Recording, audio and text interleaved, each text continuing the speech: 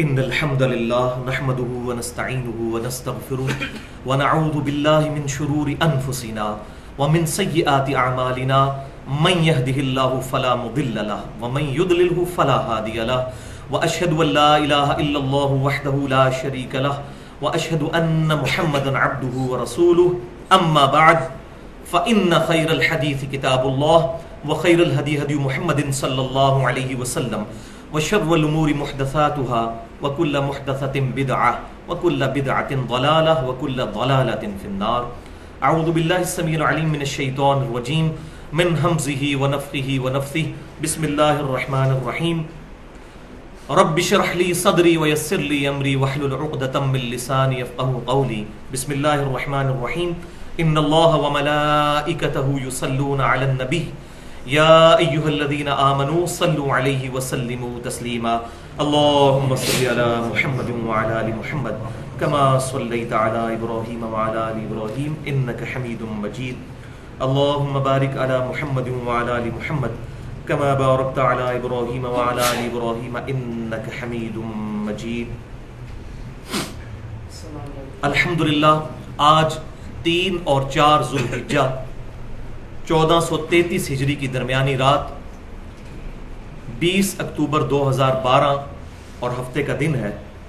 انشاءاللہ آج کا لیکچر ایکسکلوسیولی قربانی کے مسائل سے ریلیٹڈ ہوگا، جس کا عنوان ہے قربانی کے صحیح احکام اور صحیح مسائل. یہ صحیح کا لفظ اس لیے استعمال کیا کہ تاکہ فرقہ واریت کی لعنت سے بالا تر ہو کر سچ بات کتاب و سنت کی روشنی میں عوام الناس تک پہنچائی جائے.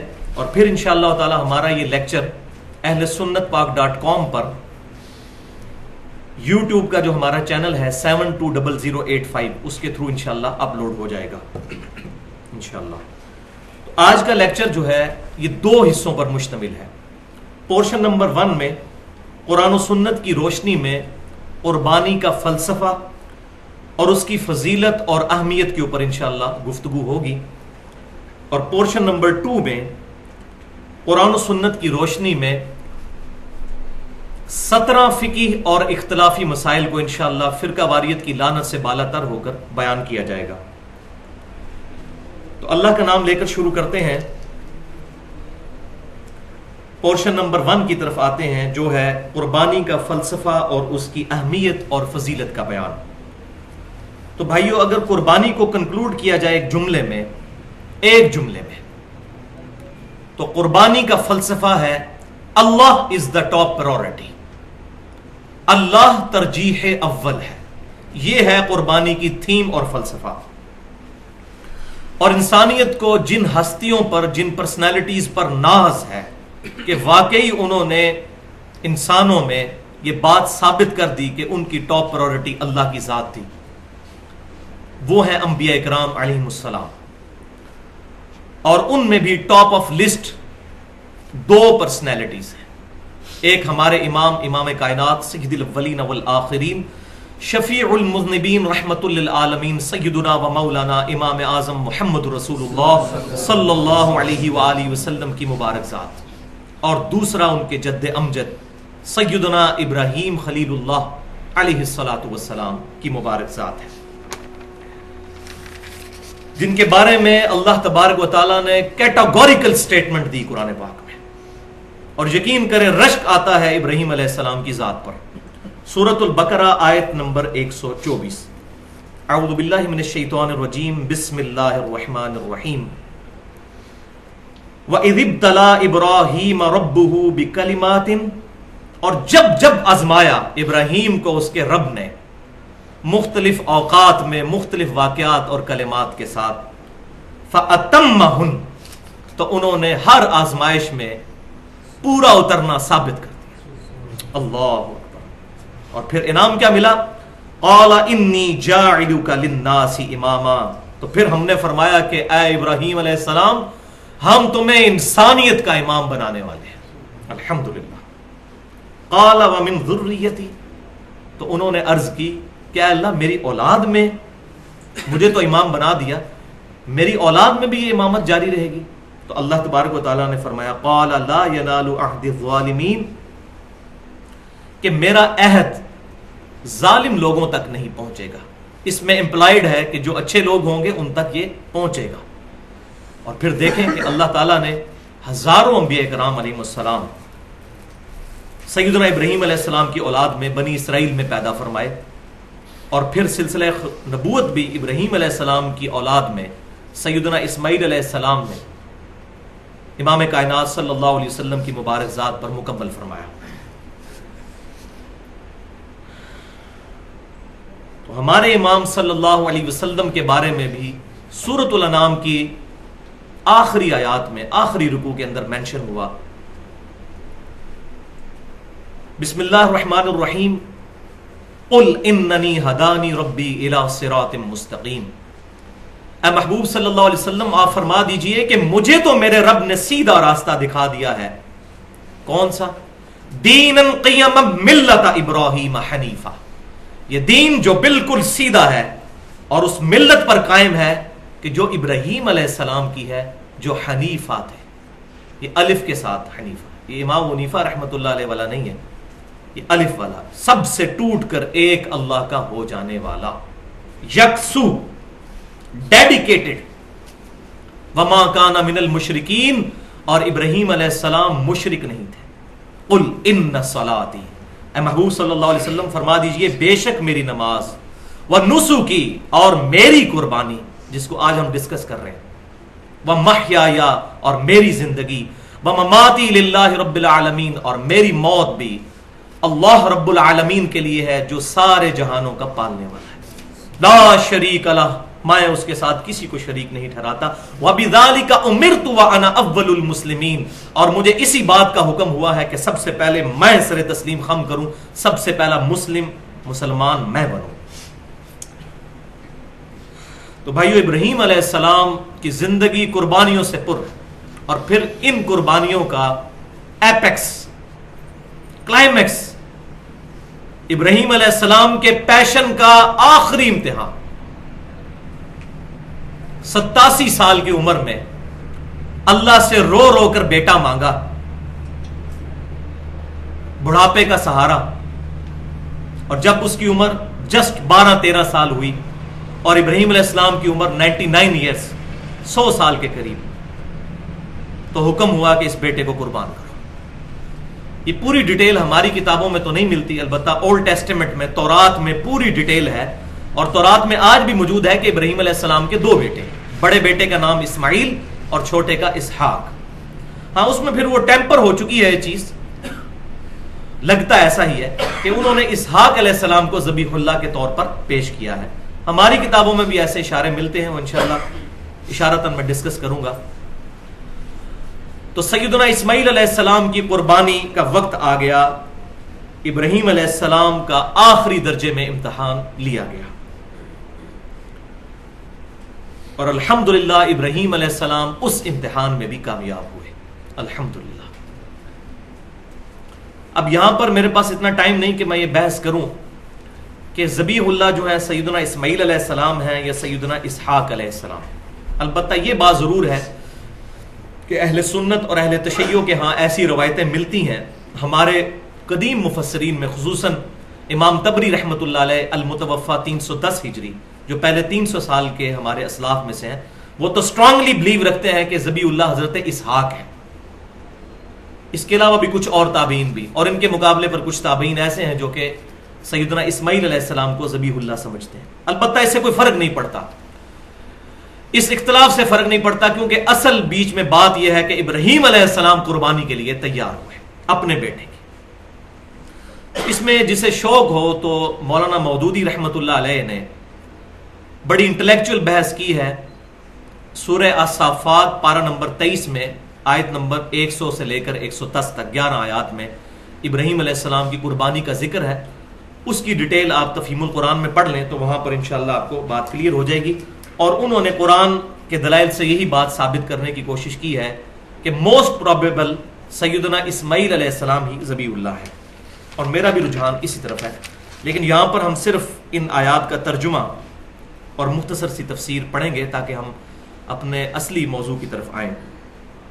تو سورہ الصافات پارہ نمبر 23 آیات نمبر 100 سے لے کر 110 تک. بسم اللہ الرحمن الرحیم رب ہب لی من الصالحین. ابراہیم علیہ السلام نے دعا کی کہ اے اللہ مجھے اپنے پاس سے نیکوکاروں میں سے کوئی اولاد عطا فرما.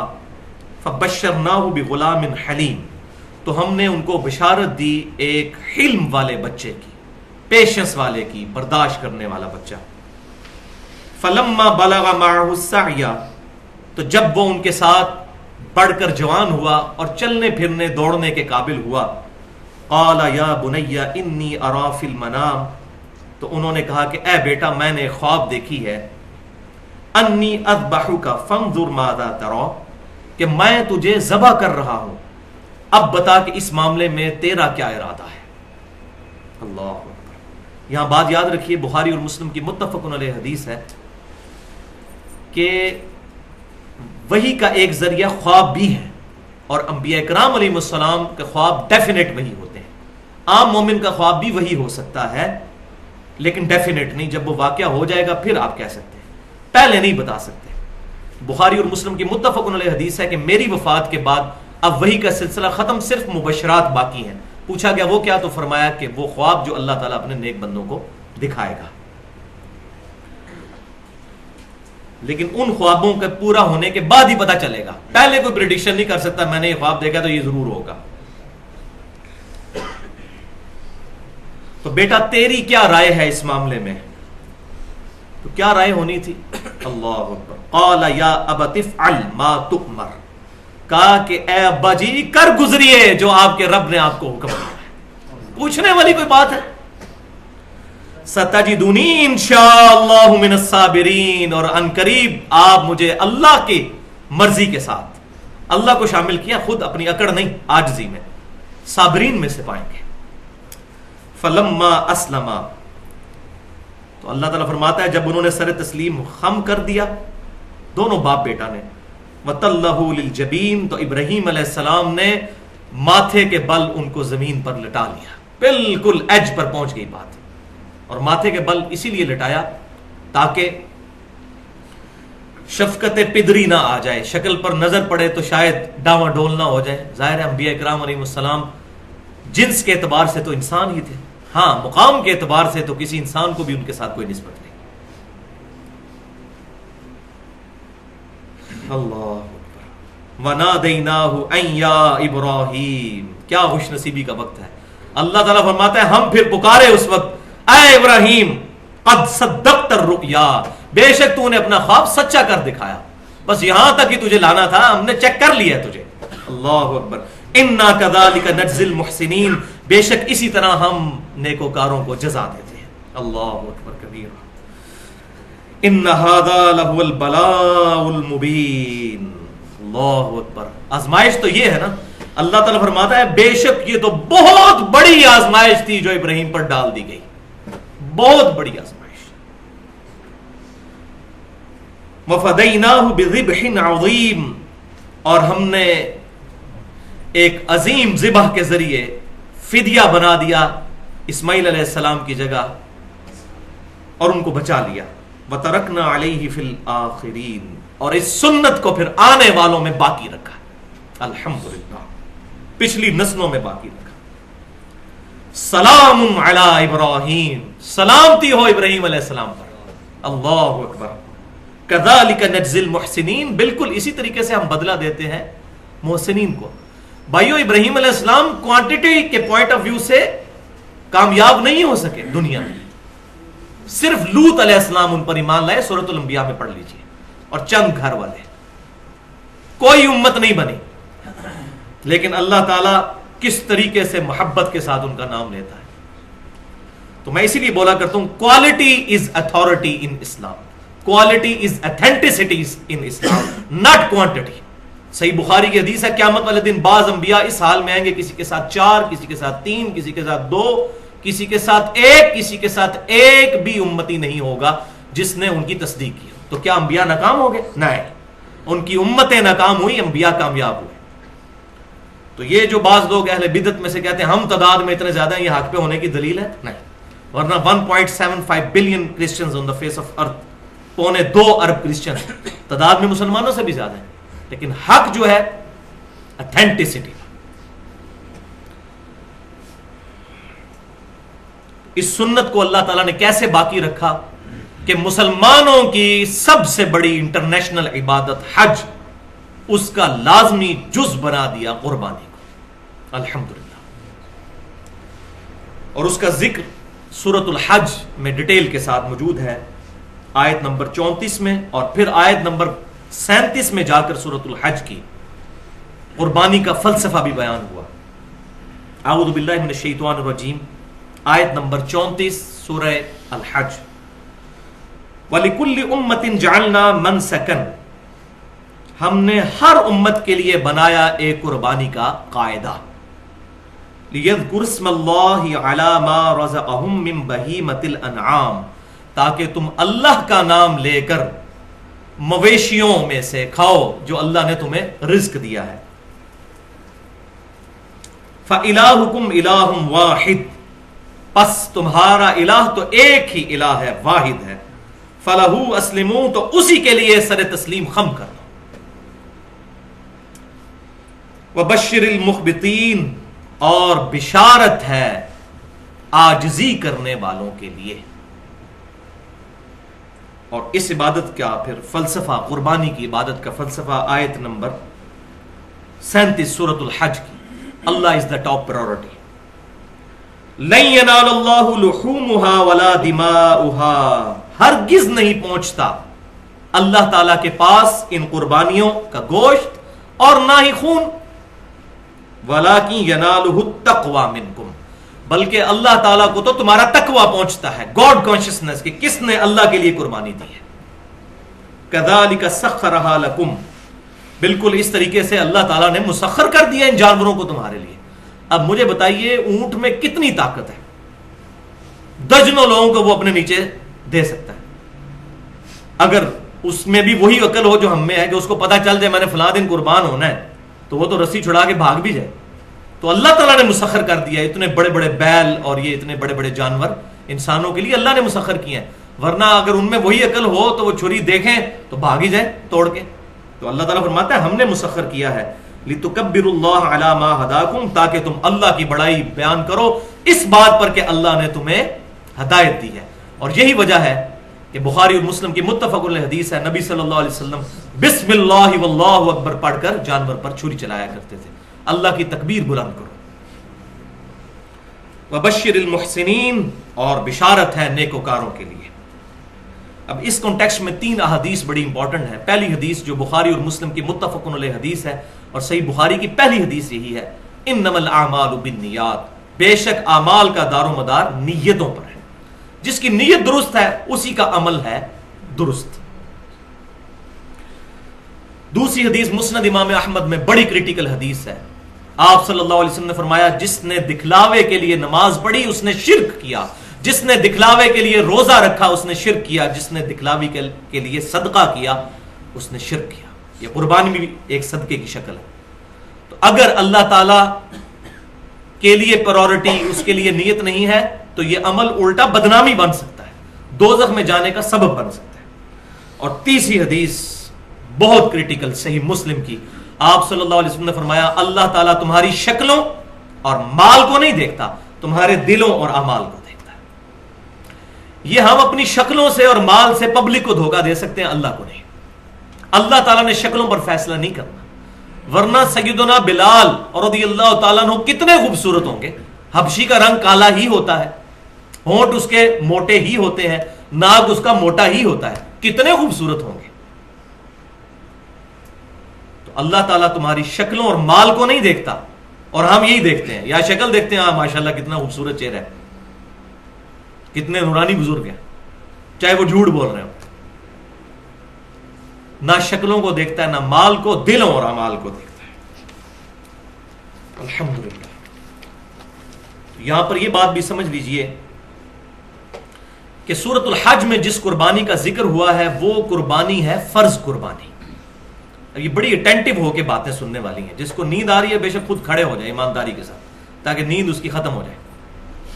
بیسیکلی 2 قربانیاں ہیں، ایک قربانی وہ ہے جو حج کے موقع پر ہوتی ہے، یہ فرض قربانی ہے جو سورۃ الحج میں جس کا ذکر آیا، اور سورۃ البقرہ میں ذکر آیا کہ اگر کسی کے پاس وہ قربانی کا جانور نہ ہو تو 10 روزے رکھ لے۔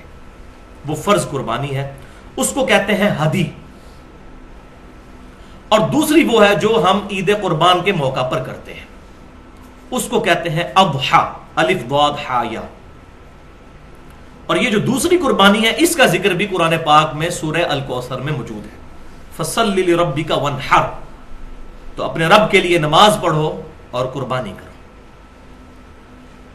تو اہل سنت اور اہل تشیع دونوں کا اس بات پر اجماع ہے کہ حج والی قربانی فرض ہے، اور یہ دوسری قربانی جو ہے عید قربان کی یہ فرض نہیں ہے۔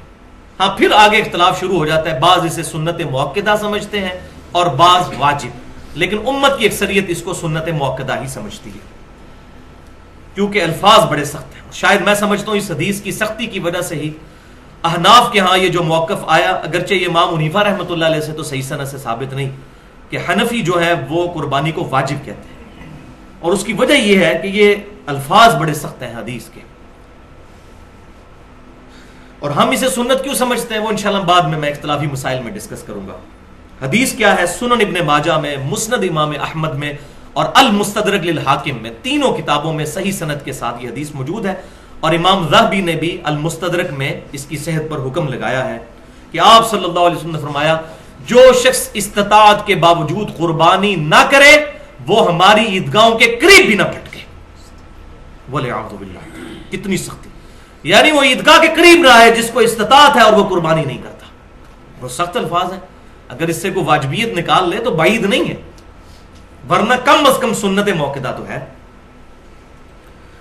اس کانٹیکسٹ میں دو اور احادیث بڑی اہم ہیں۔ پہلی حدیث صحیح مسلم کی ہے کہ آپ صلی اللہ علیہ وسلم نے فرمایا جس شخص کا قربانی کا ارادہ ہو تو وہ یکم ذوالحجہ کا چاند نظر آنے سے لے کر قربانی کرنے تک اپنے جسم سے نہ تو بال اکھیڑے اور نہ ہی ناخن۔ اسی لیے ہم نے تمام بھائیوں کو جو ہے وہ یکم ذوالحجہ سے پہلے یہ میسج کر دیا تھا کہ آج جس نے بھی غیر ضروری بال صاف کرنے ہیں یا ناخن صاف کرنے ہیں تو وہ کر لے، ناخن کاٹ لے، کیونکہ اس کی وجہ یہ ہے کہ پھر 10 دن کا گیپ آ جاتا ہے۔ اس میں کوئی حرج نہیں، صحیح مسلم میں حدیث ہے کہ آپ صلی اللہ علیہ وسلم نے زیر ناف بالوں اور ناخنوں کے لیے 40 دن کی مدت مقرر فرمائی ہے، اور اس پہ میری بڑی ایکسکلوسیو گفتگو ہے اپنی نوعیت کی منفرد اہل سنت پاک.com پر، مسئلہ نمبر 32 کے نام سے مسلمان مرد و عورت کے بالوں اور دیگر اعضاء کے احکام، اس میں میں نے ڈیٹیل کے ساتھ یہ ایشوز ایڈریس کیے ہیں الحمدللہ۔ تو بہرحال یہ صحیح مسلم میں حدیث ہے قربانی کرنے والے کے لیے۔ اور دوسری حدیث ہے گفٹ، کہ اگر کسی کے پاس قربانی کی استطاعت ہی نہیں ہے، یعنی فائنینشلی وہ سپورٹ نہیں کر سکتی اس کو، وہ قربانی وہ نہیں کر سکتا، تو سنن نبی داؤد میں، سنن نسائی میں اور المستدرک للحاکم میں صحیح سند کے ساتھ یہ حدیث ہے، اور امام ذہبی نے بھی موافقت کی ہے امام حاکم کی، کہ آپ صلی اللہ علیہ وسلم کی خدمت میں ایک صحابی نے عرض کی کہ اے اللہ کے رسول صلی اللہ علیہ وسلم، میرے پاس ایک دودھ دینے والی بکری ہے، اس کے علاوہ کوئی جانور نہیں، اور نہ میرے پاس اتنی ہمت ہے میں کوئی جانور خرید کے قربان کر سکوں، تو کیا میں اسی کو ذبح کر لوں؟ تو آپ صلی اللہ علیہ وسلم نے فرمایا اس کو ذبح نہ کرو، ظاہر ہے وہ سورس آف ان کے پاس ایک انکم تھا یا ان کے معاملات چلانے کے لیے، تو پھر آپ صلی اللہ علیہ وسلم نے اس صحابی کو ایک نسخہ فرمایا ارشاد، اور فرمایا آپ صلی اللہ علیہ وسلم نے کہ عید والے دن باقی لوگ قربانی کر رہے ہوں گے، تم اپنے ناخن اور زیر ناف بال اور بغلوں کے بال یہ صاف کر لینا، اللہ کے ہاں تمہاری پوری قربانی لکھی جائے گی۔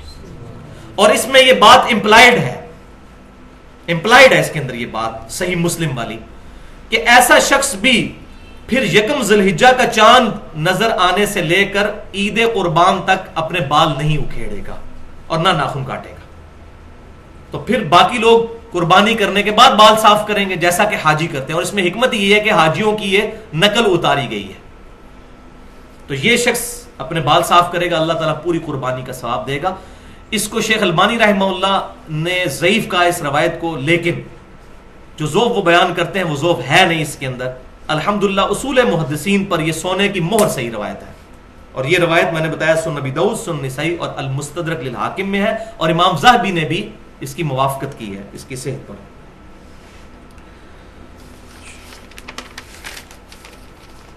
اب بھائیو یاد رکھیں کہ حج اور قربانی یہ تو ذوالحجہ میں کلائمیکس ہے عبادت کا، لیکن یہ ذوالحجہ کا پہلا پورا عشرہ 10 تاریخ تک، اور اس کے بعد بھی 3 دن اور ایام تشریق 11 12 اور 13، یہ سارے کے سارے دن اللہ کے حضور بڑی فضیلت والے دن ہیں۔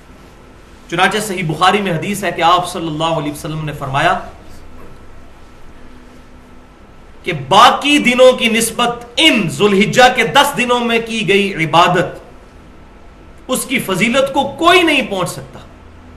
صحابہ اکرام علیہم رضوان نے عرض کیا کہ جہاد بھی نہیں، جو اسلام کا ایپیکس اور سمم بونم ہائیسٹ گڈ ہے، ایمینول کانٹ کی فلسفی میں ہائیسٹ گڈ کو کہتے ہیں سمم بونم، اور قتال پر میری پوری گفتگو ہے تقریباً 35 سے 40 منٹ کی اہل سنت پاک.com پر، قتال کی اہمیت اور کلمہ گو اہل قبلہ مسلمانوں کی تکفیر کی مذمت، مسئلہ نمبر 25 کے نام سے، تو یہاں محل نہیں۔ تو صحابہ نے پوچھا جہاد کرنے سے بھی افضل ہے اس میں نیک عبادت اور نیکی کے کام کرنا؟ تو آپ صلی اللہ علیہ وسلم نے فرمایا کہ ہاں جہاد سے بھی افضل ہے، مگر یہ کہ کوئی شخص مال اور اپنی جان لے کر اللہ کی راہ میں نکلے اور نہ مال واپس آئے نہ اس کی جان واپس آئے، یعنی وہ شہید کر دیا جائے، تو ایسا شخص ان 10 دنوں میں عبادت کرنے والے سے آگے نکل سکتا ہے، ورنہ خالی جہاد میں شریک ہونے والا بھی اس سے عبادت میں آگے نہیں نکل سکتا۔ الحمدللہ یہ حدیث انٹرنیشنل نمبرنگ کے مطابق صحیح بخاری میں 969 نمبر ہے، اور اس پر امام بخاری رحمۃ اللہ علیہ نے باب باندھا ہے جس میں تعلیقاً کچھ روایتیں لے کر آئے ہیں، اور ان کی سند بھی مصنف ابن ابی شیبہ میں اور باقی کتابوں میں صحیح موجود ہے کہ ابن عمر رضی اللہ تعالیٰ عنہما اور سیدنا ابو ہریرہ رضی اللہ تعالیٰ عنہ ذوالحجہ کے ان 10 دنوں میں بازار کے اندر بھی تکبیرات پڑھا کرتے تھے، اللہ اکبر لا الہ الا اللہ واللہ اکبر وللہ الحمد۔ اور پھر امام بخاری لے کر آئے کہ امام محمد باقر رحمۃ اللہ علیہ جو سیدنا حسین رضی اللہ تعالیٰ عنہ کے پوتے ہیں، امام زین العابدین کے بیٹے، وہ نوافل نماز پڑھنے کے بعد بھی یہ تکبیرات پڑھا کرتے تھے۔ فرض کے بعد تو پڑھنی ہوتی ہیں ایام تشریق میں، وہ آگے آ بھی رہی ہے۔ تو یہ تکبیرات جو ہیں اللہ اکبر لا الہ الا اللہ واللہ اکبر وللہ الحمد، ان تکبیرات پر اہل سنت اور اہل تشیع کا اجماع ہے کہ یہی تکبیرات ہیں، اور اس کی تائید میں مسند امام احمد میں بھی یہی سی صحیح بخاری والی حدیث ہے کہ ان 10 دنوں میں اعمال کا ثواب جو ہے وہ جہاد سے بھی بڑھ جاتا ہے، اور 7 الفاظ ہیں کہ آپ صلی اللہ علیہ وسلم نے فرمایا کہ ان 10 دنوں میں کثرت کے ساتھ اللہ تعالیٰ کی تحلیل، تکبیر اور تحمید بیان کرو۔ تحلیل کہتے ہیں لا الہ الا اللہ کہنے کو، تکبیر کہتے ہیں اللہ اکبر کہنے کو، اور تحمید کہتے ہیں الحمدللہ، اور یہی اس کے اندر ہے اللہ اکبر لا الہ الا اللہ واللہ اکبر وللہ الحمد، حمد بھی آ جاتی ہے الحمدللہ۔ اور یہ جو ایام تشریق ہیں 10 11 12 اور 13 4 دن، ان کا اشارتاً قرآن پاک میں بھی سورۃ البقرہ کی آیت نمبر 203 میں ذکر ہے، وَاذْكُرُوا اللَّهَ فِي أَيَّامٍ مَّعْدُودَاتٍ، اور اللہ تعالیٰ کی یاد رکھو ان مخصوص دنوں میں۔ اور اسی کے کانٹیکسٹ میں امام بخاری 969 نمبر حدیث میں لے کر آئے کہ ابن عباس رضی اللہ تعالیٰ عنہ کہتے ہیں کہ ایام معدودات سے مراد ایام تشریق ہے، اور مصنف ابن ابی شیبہ میں ہے کہ سیدنا علی رضی اللہ تعالیٰ عنہ 9 ذی الحجہ کی صبح سے لے کر 13 ذی الحجہ کی مغرب سے پہلے تک یہ تکبیرات پڑھا کرتے تھے، جو الحمدللہ اہل سنت اور اہل تشیع کے ہاں یہ اجماعی مسئلہ ہے کہ حج والے دن یعنی 9 ذی الحجہ، اب حج سعودی عرب میں جب ہوتا ہے ہماری یہاں پر 8 ہوتی ہے، ہم اپنے اعتبار سے ہی بات کریں گے، شب قدر بھی یہاں کی ہوگی، 9 ذی الحجہ بھی یہاں کی، تو 9 ذی الحجہ سے لے کر 13 کی شام تک الحمدللہ اہل سنت کہلوانے والے تینوں گروہ، بریلوی، دیوبندی، اہل حدیث اور اہل تشیع بھی یہ تکبیرات فرض نمازوں کے بعد پڑھتے ہیں، ایک دفعہ کم از کم بلند آواز سے اللہ اکبر لا الہ الا اللہ اللہ اکبر وللہ الحمد۔ اور بھائیو انہی عبادات میں سے ایک عبادت ان 10 دنوں میں بہت فضیلت والی وہ ہے یوم عرفہ یعنی 9 ذی الحجہ کا روزہ، جو صحیح مسلم میں حدیث ہے کہ آپ صلی اللہ علیہ وسلم نے ارشاد فرمایا کہ میں اللہ سے امید کرتا ہوں کہ 9 ذی الحجہ کا روزہ 2 سالوں کے گناہوں کا کفارہ بن جائے گا، 1 سال گزرا ہوا اور 1 سال آئندہ۔ الحمدللہ 2 سالوں کے گناہ کا کفارہ 9 ذی الحجہ کا روزہ بن جائے گا. لیکن یہ گناہ ہوں گے صغیرہ. کبیرہ گناہ صرف توبہ سے ہی معاف ہوتے ہیں, اور اس پہ میں نے ٹیکنیکل گفتگو کی ہے اہل سنت پاک.com پر, تقریباً 50 منٹ کی گفتگو ہے مسئلہ نمبر 18 کے نام سے, گناہ کبیرہ اور توبہ کا بیان, جس میں نے دلائل دی ہیں صحیح بخاری اور صحیح مسلم سے کہ جب کبھی بھی گناہ معاف ہونے کی بات ہوتی ہے اس سے مراد چھوٹے گناہ ہے, کبیرہ گناہ صرف توبہ سے معاف ہوتے ہیں. تو یوم عرفہ کا روزہ صرف غیر حاجیوں کے لیے ہے, کیونکہ صحیح بخاری اور مسلم کی متفق علیہ حدیث ہے کہ آپ صلی اللہ علیہ وسلم نے یوم عرفہ کا روزہ خود نہیں رکھا تھا, کیونکہ آپ حج کی حالت میں تھے. صحابہ نے آپ صلی اللہ علیہ وسلم کو مشروب پیش کیا تو آپ نے اعلانیہ طور پر پیا, تو صحابہ کو یہ بات پتہ چل گئی کہ آپ صلی اللہ علیہ وسلم کا خود روزہ نہیں ہے. تو غیر حاجی اپنے علاقے کے مطابق 9 ذی الحجہ کو چاند دیکھنے کے اعتبار سے روزہ رکھ لیں گے. اب اس میں تھوڑی سی کنفیوژن پائی جاتی ہے, میں چاہتا ہوں کہ یہ بھی ایک جو آج کل پخ چھوڑی ہوئی ہے جدید محققین نے, اس کا بھی رد کر دوں کہ بعض لوگوں نے یہ بات مشہور کر دی ہے کہ ہم سعودی عرب کا جو 9 ذی الحجہ ہے یوم عرفہ اس کے مطابق یہاں روزہ رکھیں گے. تو میں یہ سمجھتا ہوں کہ یہ تعلیم کی کمی ہے. اس کی وجہ یہ ہے کہ آج سے 30-40 سال پہلے تک ہمارے فرشتوں کو بھی یہ بات نہیں پتا تھی کہ سعودی عرب میں کس دن عید ہونی ہے, کیونکہ کمیونیکیشن ہی کوئی نہیں تھی. تو 1400 سال سے مسلمان اس فضیلت سے محروم ہے کہ وہ 9 ذی الحجہ کا روزہ ہی نہیں رکھ سکتے, ان کو پتہ ہی نہیں چلے گا. اب موبائل آیا نا سامنے, تو 1400 سال سے مسلمان اس فضیلت سے محروم ہے. یہ پہلا جواب. دوسرا یہ جو الزامی جواب ہے, جس کو ہم لاجیکل جواب کہتے ہیں فلسفے کی لینگویج میں, اور میں نے پنجابی میں اس کے لیے تھوڑا سخت لفظ رکھا ہے, لیکن وہ میں ٹرانسلیشن کے طور پر جو پنجابی ہے وہ پسند کرتے ہیں پکی الزامی جواب, وہ یہ ہے کہ اگر یہ منطق مان لی جائے کہ سعودی عرب کا جو ہے وہ 9 ذی الحجہ یا یوم عرفہ دیکھا جائے گا, تو امریکہ کے اندر رات ہوتی ہے جب سعودی عرب میں دن ہوتا ہے. امریکہ میں قیامت تک یوم عرفہ پھر کبھی نہیں آئے گا. کیوں؟ کہ جب سعودی عرب میں دن ہوتا ہے امریکہ میں رات ہوتی ہے. وہ اتنا زیادہ گھنٹوں کا فرق ہے کہ کبھی بھی یوم عرفہ قیامت تک امریکہ میں نہیں آئے گا. اور پلین ٹروتھ میگزین میں موجود ہے, پاکستان میں جیو کو انٹرویو دیتے ہوئے 2007 میں کلنٹن نے خود کہا تھا, میں نے خود اپنے کانوں سے سنا, اسلام از دا فاسٹسٹ گروئنگ ریلیجن ان امریکہ. امریکہ میں سب سے تیزی سے پھیلنے والا دین اسلام ہے, اور یہ پریڈکٹ کیا جا رہا ہے کہ 2050 تک سب سے زیادہ تعداد امریکہ میں مسلمانوں کی ہوگی. اور امریکہ آبادی کے اعتبار سے 4تھے نمبر پر ہے, 32 کروڑ کے قریب آبادی ہے, پاکستان سے بھی 1.5 گنا. اور وہاں کروڑوں مسلمانوں کو آپ محروم کریں گے قیامت تک کے لیے, یہ مولوی اپنی کم علمی کی وجہ سے کہ یوم عرفہ سعودی عرب کا دیکھا جائے گا. بھائیو شب قدر بھی یہاں کی دیکھی جائے گی, یوم عرفہ بھی یہاں کا دیکھا جائے گا. 9 ذی الحجہ, یوم عرفہ سے مراد 9 ذی الحجہ. الحمدللہ. تو یہ دلیل ہے جس کو سورۃ الانفال میں فرمایا گیا, جو ہلاک ہوا دلیل سے ہلاک ہوا, جو زندہ ہوا دلیل سے زندہ. تو میں نے اپنی دلیل الحمدللہ بتا دی ہے اس میں. اور پاکستان میں انشاءاللہ 1433 ہجری میں 9 ذی الحجہ 26 اکتوبر 2012 کو آئے گی انشاءاللہ, ہفتے کے دن, جمعے کے دن. ہفتے کو تو عید ہے, تو اب وہ والی حدیث بھی اپلائی نہیں ہوگی کہ اکیلے جمعے کا روزہ نہیں رکھ سکتے, کیونکہ یہ پرٹیکولر اب بات آ گئی. تو جمعے کا روزہ رکھ سکیں گے, یہ پرٹیکولر اس کے لیے دلیل خاص مل گئی ہے, وہ عام حکم ہے. تو 26 اکتوبر 2012 کو ہمارے اس جہلم شہر میں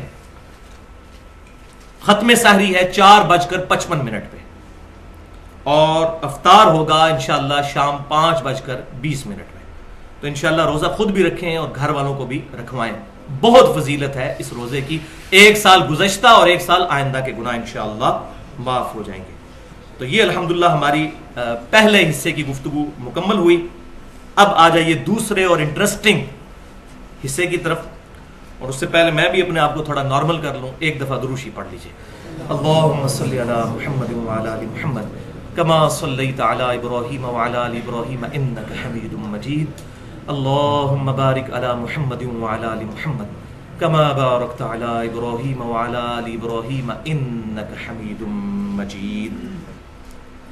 پورشن نمبر 2, قربانی سے متعلق 17 فقہی اور اختلافی مسائل کا بیان. یہ 17 کا فگر میں نے اس لیے چوز کیا کہ دن رات میں فرض رکعتوں کی تعداد 17 ہے، اور 17 میں بھی پھر 2 نسبتیں ہیں، 12 اور 5 کی الحمدللہ۔ تو یہاں پر میں نے ایک لفظ بولا ہے فقہ۔ ہمارے بعض کم ان لوگ سمجھتے ہیں کہ فقہ جو ہے یہ کوئی اسلام کی دشمن چیز ہے، تو ایسی بات نہیں ہے۔ فقہ اور تقلید میں فرق ہے۔ صحیح بخاری اور مسلم کی متفق علیہ حدیث ہے، اللہ تعالیٰ جس کے ساتھ بھلائی کا ارادہ فرماتا ہے اس کو دین کی فقہ عطا فرما دیتا ہے، اور اللہ تعالیٰ عطا فرماتا ہے میں تقسیم کرتا ہوں الحمدللہ۔ یہ جو آخری حصہ جو ہے ہمارے بریلوی مکتبہ فکر کے لوگ جو ہے وہ پکڑ کے کہ اللہ دیتا ہے اور میں تقسیم کرتا ہوں، وہ پورا کنٹیکسٹ ہی اس کو آؤٹ آف کنٹیکسٹ کر دیتے ہیں۔ یہ دین کے بارے میں، اور دین ظاہر ہے آپ نے ہی سکھایا صلی اللہ علیہ وسلم، آپ کی ہی وجہ سے دین پھیلا ہے۔ تو اس پر امام بخاری نے بھی باب باندھا ہے کہ اللہ تعالیٰ جس کے ساتھ بھلائی کا ارادہ فرماتا ہے اس کو دین کی فقہ عطا فرما دیتا ہے۔ فقہ کی اپروپریٹ ٹرانسلیشن ہے ٹرو انڈرسٹینڈنگ انگلش میں، اور اردو میں کہہ سکتے ہیں سمجھ بوجھ، صحیح چیزوں کی سمجھ بوجھ، اس کو کہتے ہیں فقہ۔ اور تقلید وہ تو کہتے ہیں پنجابی میں ٹرانسلیشن اس کی صحیح ہو سکتی ہے لائی لگ، بغیر دلیل کے کسی کی بات ماننا۔ فقہ اور تقلید تو اپوزٹ ورڈ ہے۔ فقہ کو ماننے والا مقلد ہو ہی نہیں سکتا، اور جو مقلد ہوگا کبھی فقہ کو نہیں ماننے والا ہوگا، اس نے تو اپنا دماغ بند کر دیا نا۔ تو ہم نہ مقلد ہیں اور نہ غیر مقلد، ہم متبع سنت ہیں۔ ہم الحمدللہ کتاب و سنت کو صحابہ، اہل بیت، تابعین، تبع تابعین اور سلف کے منہج کے مطابق سمجھتے ہیں الحمدللہ۔ تو اہل سنت کا منہج، اہل سنت فرقہ نہیں، نہ اہل سنت فرقہ ہے، نہ اصحاب الحدیث ہونا فرقہ ہے، یہ منہج کا نام ہے۔ اگر کوئی فرقے کے طور پہ اسے پریزنٹ کرتا ہے تو اسلام میں فرقہ واریت حرام ہے۔ اس کانٹیکسٹ میں میرے 3 امپورٹنٹ لیکچر ہیں، اور میں سمجھتا ہوں کہ میرے علم کی حد تک کسی بندے نے نہ لیکچرز میں اور نہ کتاب کی حد تک ان ایشوز کو ریزالو کیا ہے۔ پہلا لیکچر میرا مسئلہ نمبر 10 کے نام سے 50 منٹ کی گفتگو ہے اہل سنت پاک.com پر، تقلید اور اتباع سنت میں فرق کیا ہے۔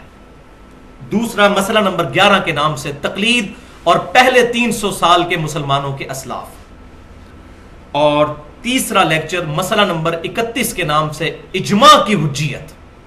اس پہ میں نے دلائل دی ہیں کہ اکثر مسائل تو اجماع سے ثابت ہو جاتے ہیں، پھر قیاس اور اجتہاد بھی الحمدللہ اسلام میں داخل ہے، لیکن اس کا نمبر 4 آتا ہے۔ پہلے کتاب، پھر سنت، پھر اجماع اور پھر اجتہاد۔ اس میں میں نے ڈیٹیل کے ساتھ گفتگو کی ہے۔ اب یہ 17 مسائل انشاءاللہ ایک انٹلیکچوئل ترتیب کے ساتھ ہیں، الٹ ٹپ رینڈم نہیں ہے، ایک ترتیب جو ہونی چاہیے ایک عقل کے تقاضے کے مطابق، اس ترتیب کے ساتھ الحمدللہ۔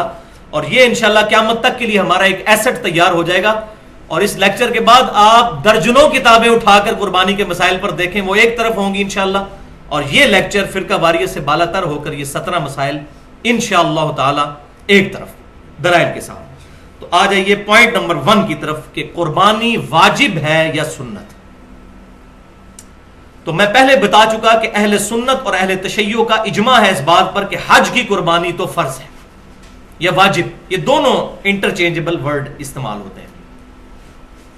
البتہ جو عید قربان کی قربانی ہے اس میں سوائے حنفیوں کے باقی پوری امت کا اتفاق ہے، اہل سنت کا بھی اور اہل تشیع کا بھی، کہ یہ سنت مؤکدہ ہے، تاکید شدہ سنت ہے، کوئی عام سنت نہیں۔ حنفی کہتے ہیں واجب ہے، اور ظاہر ہے وہ حدیث بڑی سخت ہے جو میں پہلے بیان کر چکا، سنن ابن ماجہ میں، مسند امام احمد میں اور المستدرک للحاکم میں صحیح سند کے ساتھ ہے، اور امام ذہبی نے بھی موافقت کی ہے کہ جو استطاعت کے باوجود قربانی نہ کرے تو ہماری عیدگاہوں کے قریب بھی نہ پھٹکے۔ اب اس کے بعد اگر کوئی واجب کا رزلٹ نکال لے تو بعید نہیں ہے، لیکن ہم چونکہ مقلد نہیں ہیں اور نہ غیر مقلد ہیں، متبع سنت ہیں، ہم صحابہ کرام اور اہل بیت کے فہم کے مطابق کتاب و سنت کو سمجھتے ہیں۔ تو اب کیوں ہم اس کو واجب نہیں سمجھتے؟ وہ دلیل ہے سنن الکبریٰ البہیقی میں اور مصنف عبد الرزاق میں صحیح سند کے ساتھ کہ سیدنا ابو بکر و عمر رضی اللہ تعالی عنہما دونوں خلیفۃ المسلمین بعض اوقات جان بوجھ کر قربانی چھوڑ دیا کرتے تھے، صرف اس لیے کہ کہیں لوگ اس کو واجب نہ سمجھ لیں، یعنی استطاعت کے باوجود کبھی کبھار، ہمیشہ نہیں۔ اور سنت موقدہ کی تعریف بھی یہی ہے کہ ہمیشہ چھوڑنے والا جو ہے وہ گناہگار ہوگا، کبھی کبھار چھوڑنے والا گناہگار نہیں۔ لہذا اب اس میں خصوصاً ہمارے اہل سنت میں سے جو اہل حدیث مکتبہ فکر کے لوگ ہیں ان کے لیے بہت بڑا لمحہ فکری ہے، کیونکہ اہل حدیث مکتبہ فکر کے لوگ جو ہے وہ حنفیوں کے مقابلے پر یہ بہت چیز پروپیگیٹ کرتے ہیں کہ جی حنفی اس کو واجب کہتے ہیں، حالانکہ یہ سنت ہے۔ دیکھیں ابو بکر و عمر نے چھوڑ دی۔ اب اگر ہم چند فینیٹکس قسم کے اہل حدیث علماء والا فتویٰ لگائیں کہ آپ حدیث کو چھوڑ کے ابو بکر و عمر کے پیچھے لگے ہوئے ہیں، جو یہ اکثر کہہ دیتے ہیں جب ہم ان کو کوئی صحابی کا قول بتاتے ہیں تو کہتے ہیں جی حدیث دیکھیں آپ ابو بکر و عمر کے پیچھے چل پڑے، اور حالانکہ یہاں پر حدیث کو دیکھا جائے تو حنفی بالکل ٹھیک ہے، صرف حدیث کو کہ عیدگاہوں کے قریب بھی نہ آئے جو قربانی نہیں کرتا تو واجبیت نکلتی ہے۔ لیکن اس حدیث کا فہم صحابہ سے سمجھا کہ آپ صلی اللہ علیہ وسلم نے ڈرانے کے لیے کہا ہے، اتنی تاکید کی ہے، اس سے مراد واجبیت نہیں بلکہ سنت موقدہ ہے، اور اس کا سہارا جو ہے وہ یہی سیدنا ابوبکر و عمر کا عمل ہے۔ ورنہ حدیث پہ جائیں تو اب یہاں پر تمام اہل حدیث کہتے ہیں کہ نہیں ابوبکر و عمر نے اگر یہ کیا ہے رضی اللہ تعالیٰ عنہما تو یہی وجہ ہے۔ تو ہم بھی کہتے ہیں بھائیو داڑھی کے مسئلے میں بھی جو عبداللہ بن عمر رضی اللہ تعالیٰ عنہما اور سیدنا ابو ہریرہ دو ہی راوی ہیں، داڑیاں بڑھاؤ اور مونچھیں پست کرو، اس حدیث کے دو ہی راوی ہیں اور دونوں مٹھی کے بعد داڑھی کاٹنے کے قائل تھے اور کاٹتے تھے۔ صحیح بخاری میں ہے کہ وہ حج اور عمرے کے موقع پر عبداللہ بن عمر کاٹتے تھے، اور سنن ابی داؤد کے اندر اور الموطا امام مالک میں ہے کہ مطلقاً کاٹتے تھے۔ تو پوری ڈیٹیل کے ساتھ میں نے گفتگو کی ہے اہل سنت پاک.com پر، ابھی تک جن جن علماء نے سنی کسی کے پاس جواب نہیں ہے۔ مسئلہ نمبر 33 کے نام سے 1 گھنٹے کی گفتگو ہے، داڑھی کی اہمیت اور اس کی مقدار کا بیان، اور اس میں دونوں ایکسٹریم رویے جو ہیں میں نے ان کا الحمدللہ رد کیا ہے کہ صحابہ کے فہم کو دیکھنا ہے، خام خانی کہہ دینا کہ صحابہ نے غلط کام کیا ہے۔ ورنہ سب سے پہلے تو تراویح کی نماز بند کروائی جائے جو بخاری اور مسلم میں حدیث ہے، نبی صلی اللہ علیہ وسلم نے 3 دن پڑھی، وہاں پھر صحابہ اکرام کی پناہ لیتے ہیں، نہیں جی صحابہ نے شروع کروائی تھی، تو اب مرفوع حدیث کہاں گئی؟ تو صحابہ اکرام علیہم رضوان کا اگر کوئی عمل حضور صلی اللہ علیہ وسلم کے خلاف ہو ہمارے سینس میں وہ ریجیکٹڈ نہیں ہوگا، عین ممکن ہے وہی فارم ہو اس کا، تا وقت کہ صحابہ میں اختلاف نہ ہو جائے۔ اختلاف ہو جائے پھر ہم دیکھیں گے جمہور کی رائے کیا ہے، جیسا کہ حج تمتع کے مسئلے میں عبداللہ بن عمر اور سیدنا عمر کیا اختلاف ہوا، بالکل ٹھیک ہو گیا، سیدنا عمر نے اپنا ڈیسیژن واپس لیا، جامع ترمذی میں موجود ہے۔ جہاں اختلاف کوئی نہ پایا جاتا ہو تو 14ویں صدی کے ملوں کے کہنے پر عبداللہ بن عمر کو ہم بدعتی نہیں کہہ سکتے اس مسئلے میں، والعیاذ باللہ تعالی۔ تو یہ مسئلہ میں نے یہاں پر الحمدللہ کلیئر کر دیا۔ پوائنٹ نمبر 2، قربانی کے لیے نصاب کیا ہے، یعنی کس بندے کے پاس کتنا روپیہ یا مال ہو تو وہ قربانی کرے گا۔ تو بھائیو اس پہ میں آلریڈی ایک حدیث تو بیان کر چکا کہ جس پہ استطاعت ہے وہی قربانی جو ہے وہ کرے گا۔ استطاعت میں کوئی نصاب بیان نہیں کیا آپ صلی اللہ علیہ وسلم نے، جو بھی جانور خرید سکتا ہے، لہذا یہ جو زکوٰۃ کا نصاب لگایا ہوا ہے یہ بالکل من گھڑت بات ہے، ایسی بات نہیں ہے، کوئی زکوٰۃ کا نصاب نہیں، جو بھی جانور خرید سکتا ہے، اگر انہی دنوں میں اس کے پاس اتنا پیسہ آ گیا کہ وہ جانور خرید سکتا ہے، چاہے وہ صاحب نصاب نہیں بھی ہے زکوٰۃ کے حوالے سے، تب بھی اس نے قربانی کرنی ہوگی، سنت موقدہ ہے۔ اب یہاں پر بعض لوگوں نے آج کل بڑے مجھے فون بھی آ رہے ہوتے ہیں، جی جناب ہم تو مقروض ہیں، تو سنا ہے کہ مقروض کے اوپر جو ہے وہ قربانی نہیں ہے۔ بھائی دنیا میں کون سا بندہ ہے جو مقروض نہیں ہے؟ آپ نے جو کمیٹیاں ڈالی ہوتی ہیں لاکھ 2 لاکھ کی، تو مقروض ہی تو ہوتے ہیں، تیسری کمیٹی لے کر بیٹھ جاتے ہیں، ابھی پیچھے 15 کمیٹیاں باقی ہوتی ہیں تو قرض ہوتا ہے آپ پر، اس حساب سے تو دنیا میں کسی پر بھی قربانی نہیں بنے گی۔ یہ مقروض شروع والی یہ سب من گھڑت اور فراڈ والی باتیں ہیں، کوئی ایسی بات نہیں ہے، قرضہ تو ہر بندے پر ہے۔ اور دوسری طرف حال یہ ہے کہ اگر سالی کی شادی آ جائے تو قرضہ بھی اٹھا کر جو ہے وہ بیوی بچوں کو کپڑے اور جوتیاں لے کر دیں گے، اور کوئی سرمنی آ جائے سارے کام کریں گے، لیکن قربانی میں جی میں تو مقروض ہوں۔ تو قرض بھی اگر اٹھانا پڑتا ہے کسی بندے کو، قربانی کرے وہ، اگر وہ سمجھتا ہے کہ میں اتار سکتا ہوں، قرض تو ہم سب اٹھاتے ہیں، جو کمیٹی ڈالی ہوتی ہے قرض ہی تو اٹھایا ہوتا ہے، ہمیں پتہ ہوتا ہے کہ ہم آہستہ آہستہ کر کے لوٹا دیں گے۔ تو اگر آپ کو قرض ملتا ہے تو ضرور قربانی کریں، کیونکہ وعید اس معاملے میں بہت سخت ہے۔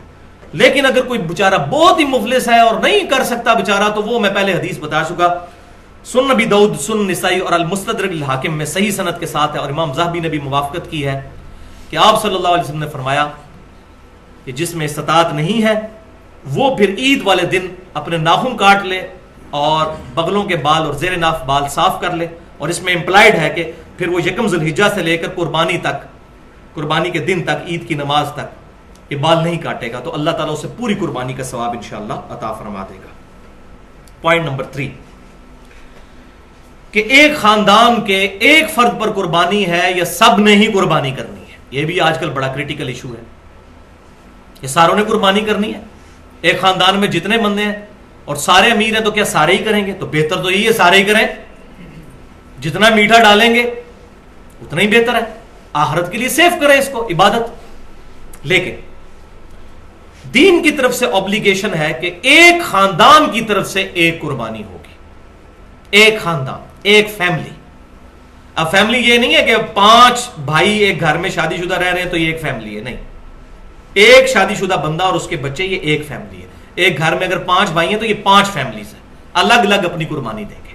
یہ نہیں ہے نہیں جی ہم تو ابا جی کو تنخواہ دیتے ہیں، ایک ابا جی نے قربانی کر دی سب کی طرف سے ہوگی، نہیں. باقی خرچے لادا لادا ہیں، قربانی کی باری ہے تو ابا جی دیں گے، نہیں. تو ایک خاندان، میاں بیوی اور بچے، وہ ایک خاندان تصور ہوں گے، ان کی طرف سے ایک قربانی. اور وہ ثبوت جامعہ ترمذی اور سنن ابن ماجہ میں صحیح سند کے ساتھ حدیث ہے. عطا بن یسار تابعی کہتے ہیں کہ میں نے سیدنا ابو ایوب انصاری جو نبی صلی اللہ علیہ وسلم کے میزبان تھے ان سے پوچھا کہ آپ صلی اللہ علیہ وسلم کے زمانہ مبارک میں آپ لوگ قربانی کس طرح دیا کرتے تھے؟ تو انہوں نے کہا کہ آپ صلی اللہ علیہ وسلم کے مبارک زمانے میں ہم میں سے ہر شخص ایک خاندان کی طرف سے ایک ہی بکری قربان کیا کرتا تھا، اور وہ اس کے اور اس کے گھر والوں کی طرف سے تصور ہوتی تھی. لیکن بعد میں پھر صورتحال خراب ہوگی اور لوگ باہم فخر کرنے کے لیے ایک سے زیادہ قربانیاں کرنا شروع کر دیں، جس کا ذکر اگلی حدیث میں موجود ہے سنن ابن ماجہ میں ہی اور المستدرک للحاکم میں صحیح سند کے ساتھ. اور امام ذہبی نے بھی موافقت کی ہے کہ حذیفہ بن اسید رضی اللہ تعالیٰ عنہ کہتے ہیں کہ میرے گھر والوں نے مجھے اکسایا، حالانکہ میں یہ جانتا تھا کہ سنت یہ ہے کہ پورے گھر کی طرف سے ایک قربانی کی جائے، ایک بکری. لیکن میرے گھر والے مجھے اکساتے ہیں کہ میں زیادہ قربان کروں تاکہ لوگوں میں فخریہ طور پر یہ بات. یہ صحابہ کے زمانے میں یہ کام شروع ہو گیا کیونکہ امت کا فتنہ تو مال ہے نا. تو پھر وہ صحابی کہتے ہیں کہ اب ہم زیادہ قربانیاں کرتے ہیں، اگر نہ کریں تو لوگ ہمیں کہتے ہیں یہ کنجوس ہے. یہ اس زمانے میں بات ہو رہی ہے، کنجوس کہتے ہیں.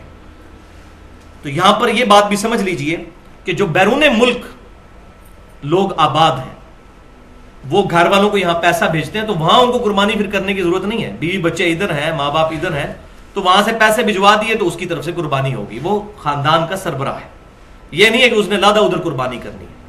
اسی طریقے سے فطرانے کے پیسے، باقی چیزیں جو ہیں وہ یہاں پر اگر کوئی بھجوا دیتا ہے تو یہاں پر دے دیں گے تو ادا ہو جائے گی. تو یہ الحمدللہ میں نے مسئلہ ساتھ کلیئر کر دیا کیونکہ یہ اکثر لوگ پوچھتے ہیں. پوائنٹ نمبر 4 کہ جانوروں کی کون سی اسپیشیز ہیں جن کی قربانی لگ سکتی ہے.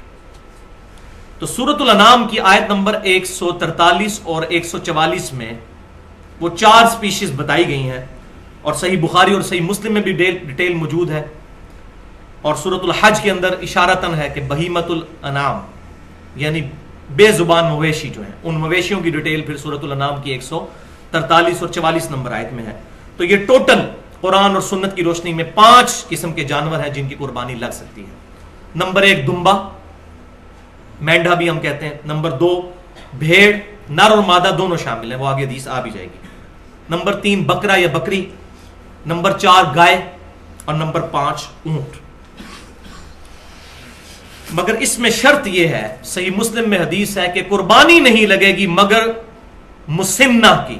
مسنہ عربی میں کہتے ہیں دوندے جانور کو، 2 دانتوں والا، یعنی چھوٹے چھوٹے جو دانت گر کے یہاں پر 2 دانت بڑے نکلے ہوئے ہوتے ہیں. آپ اگر یہ دیکھیں نیچے ان کے 2 بڑے دانت نکلے ہوئے ہوتے ہیں.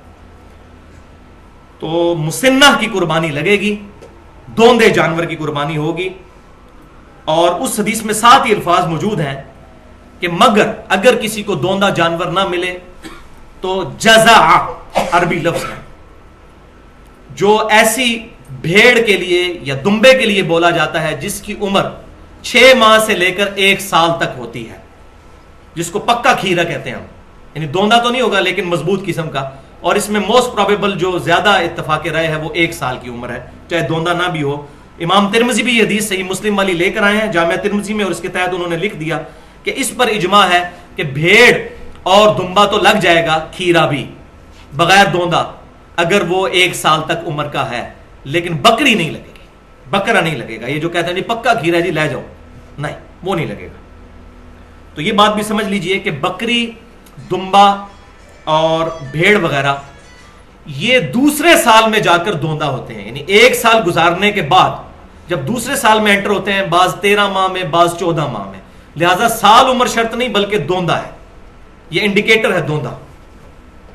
گائے تیسرے سال میں جا کے ہوتی ہے، یعنی 2 سال گزارنے کے بعد جب تیسرے سال میں انٹر ہوتی ہے، اور اونٹ 4 سال گزارنے کے بعد 5ویں سال میں پہنچ کر دوندا ہوتا ہے۔ چیک پوائنٹ جو ہے وہ دوندا ہے۔ لیکن یہاں پر حرام خوروں نے کیا کرتے ہیں کہ وہ کھیرا بکرا ہوتا ہے تگڑا قسم کا، اور اس کے سارے دانت توڑ دیتے ہیں، 2 دانت باقی رکھتے ہیں اور کہتے ہیں یہ دوندا ہے۔ حالانکہ وہ جو 2 دانت ہوتے ہیں نا دوندے کے، وہ بہت بڑے 2 دانت ہوتے ہیں۔ وہ کھیرے کے جو دانت چھوٹے چھوٹے سائڈ پہ ہوتے ہیں، میں آپ کو بتا رہا ہوں تاکہ یہ فوراً چیک کیا کریں، نیچے 2 بڑے دانت آپ کو الگ سے نظر آئیں گے دوندے کے۔ تو یہ نہیں کہ سارے دانت توڑ دیے، تو یہ حرام خوری تو عام ہو چکی ہے۔ اور میں نے پچھلا لیکچر 1.5 گھنٹے کا دیا، ایکسکلوسیو لیکچر، جو انشاءاللہ تعالی میرے علم کی حد تک کسی بندے نے اس طریقے سے چیزوں کو ایڈریس نہیں کیا۔ مسئلہ نمبر 51 کے نام سے اہل سنت پاک.com پر رزق حرام، فتنہ مال اور دنیا پرستی کا انجام اور اس کا علاج، یہ ساری کی ساری چیزیں فتنہ مال کی وجہ سے۔ اب صحیح مسلم میں حدیث ہے کہ حدیبیہ والے سال آپ صلی اللہ علیہ وسلم نے اونٹ اور گائے میں 7 مسلمانوں کو شریک کیا، یعنی اونٹ میں بھی 7 کو اور گائے میں بھی 7 کو۔ تو بکری کا تو ہم پہلے ہی پڑھ چکے ہیں کہ پورے گھر والوں کی طرف سے 1، لیکن یہاں 7 پر۔ اور جامع ترمذی میں ایک حدیث ہے جو سنن ابن ماجہ، مسند امام احمد اور المستدرک للحاکم میں بھی صحیح سند کے ساتھ ہے، امام ذہبی نے بھی موافقت کی ہے، کہ عید الاضحیٰ کے موقع پر آپ صلی اللہ علیہ وسلم نے گائے میں 7 لوگوں کو شریک فرمایا اور اونٹ میں 10 لوگ۔ یہ حدیث بھی صحیح ہے۔ اس کے درمیان آپٹیمل سولوشن تطبیق یہ ہے کہ اگر تو حج کی قربانی ہے، کیونکہ حدیبیہ والے سال حج اور عمرے والا معاملہ تھا، اس نیت سے لوگ نکلے تھے صحابہ کرام علیہم رضوان، تو اس میں پھر اونٹ میں 7 سے زیادہ لوگ شریک نہیں ہوں گے، اور عید قربان والے مسئلے میں 10 تک شریک ہو سکتے ہیں۔ اور یہ 10 اور 7 کا جو فگر ہے یہ ایکسٹریم ہے، 6 بھی ہو سکتے ہیں، 5 بھی ہو سکتے ہیں، ایک بندہ بھی ایک گائے دے سکتا ہے۔ یہ 7 زیادہ سے زیادہ ہے گائے میں اور 10 اونٹ کے اندر۔ اب آ رہا ہے جناب بھینس کا مسئلہ۔ یہ بھینس بڑی مصیبت بنی ہوئی ہے ہمارے لیے، خصوصاً کتاب و سنت کے منہج پر چلنے والے لوگوں کے لیے۔ تو میں نے اجماع کی حجیت پر مسئلہ نمبر 31 میں گفتگو کی ہے کہ پوری امت کا اجماع ہے بھینس کے حلال ہونے پر، اور اس میں نے بتایا کہ اگر یہ کہتے ہیں امام حنیفہ رحمۃ اللہ علیہ نے بتایا، تو میں کہتا ہوں کہ کینگرو، مجھے اگلے دن فون آیا جی کینگرو حلال ہے یا حرام، تو آپ مجھے بتائیں فقہ حنفی میں کینگرو کا مسئلہ۔ ان کے بعد بھی 500 سال کے لوگوں کو کینگرو کا نام بھی نہیں سنا ہوگا، تو میں بتاتا ہوں کینگرو حلال ہے، کیونکہ وہ بھی مویشی ہے، بہیمۃ الانام میں آتا ہے، حلال ہے کیونکہ اس کی حرمت کوئی نہیں ثابت۔ تو آپ سب میرے مقلد ہو جائیں، میں نے بتایا کینگرو کا مسئلہ میں نے حل کر دیا۔ تو یہ بات سمجھ لیجئے، بھینس حلال ہے۔ جہاں تک بھینس کی قربانی کا مسئلہ ہے تو اب یہ اجتہادی مسئلہ ہے۔ ہمارے جو حنفی لوگ ہیں وہ اس کو، بھینس تو ظاہر قربان نہیں کرتے، اتنی کوئی بیوقوفی کون کرے گا، دودھ دینے والی بھینس جو ہے اتنی مہنگی آتی ہے، 2.5-3 لاکھ اور بعض 5-6 لاکھ تک بھی جو زیادہ دودھ دیتی ہیں، صحت مند قسم کی آسٹریلین جو ہیں، تو وہ قربان کرتے ہیں بھینس کا نر، اس کو ہم کٹا کہتے ہیں پنجابی زبان کے اندر۔ بیل کا لفظ تو بولا جاتا ہے جی اس کے لیے، گائے کے میل کے لیے، تو وہ کرتے ہیں قربان۔ تو اس میں اب مسئلہ یہ ہے کہ یہ مسئلہ ہے اجتہادی۔ اب اس میں میری اپنی رجوع کے اجتہاد میں اختلاف ہو سکتا ہے، اگر کوئی کر لیتا ہے تو ہم اس پہ کوئی بدعت کا فتویٰ نہیں لگاتے۔ میری اپنی پرسنل رائے یہ ہے کہ بھینس کی قربانی سے پرہیز کرنے میں ہی عافیت ہے۔ اس کی وجہ یہ ہے کہ قرآن پاک میں جو ڈیٹیل مویشی بتائے گئے ہیں، اب اس کے علاوہ بھی کئی مویشی ہیں جو حلال ہیں، نیل گائے حلال ہے، ہرن، اگر کوئی ہے جی ہرن اور بکری تقریباً ملتے جلتے ہیں تو ہرن کی قربانی بھی، اب یہ تو حنفی بھی نہیں مانتے۔ لہٰذا قیاس جو ہے اس مسئلے میں کرنے سے بچا جائے، قیاس کو ہم اسلام کا حصہ مانتے ہیں، لیکن کتاب و سنت اجماع میں اگر کوئی بات نہ ملے تو، لیکن اگر کوئی بھینس کی قربانی کر لیتا ہے ہم اس پہ فتویٰ کوئی نہیں لگاتے اس مسئلے میں، کیونکہ مسئلہ اتنا کلیئر نہیں ہے۔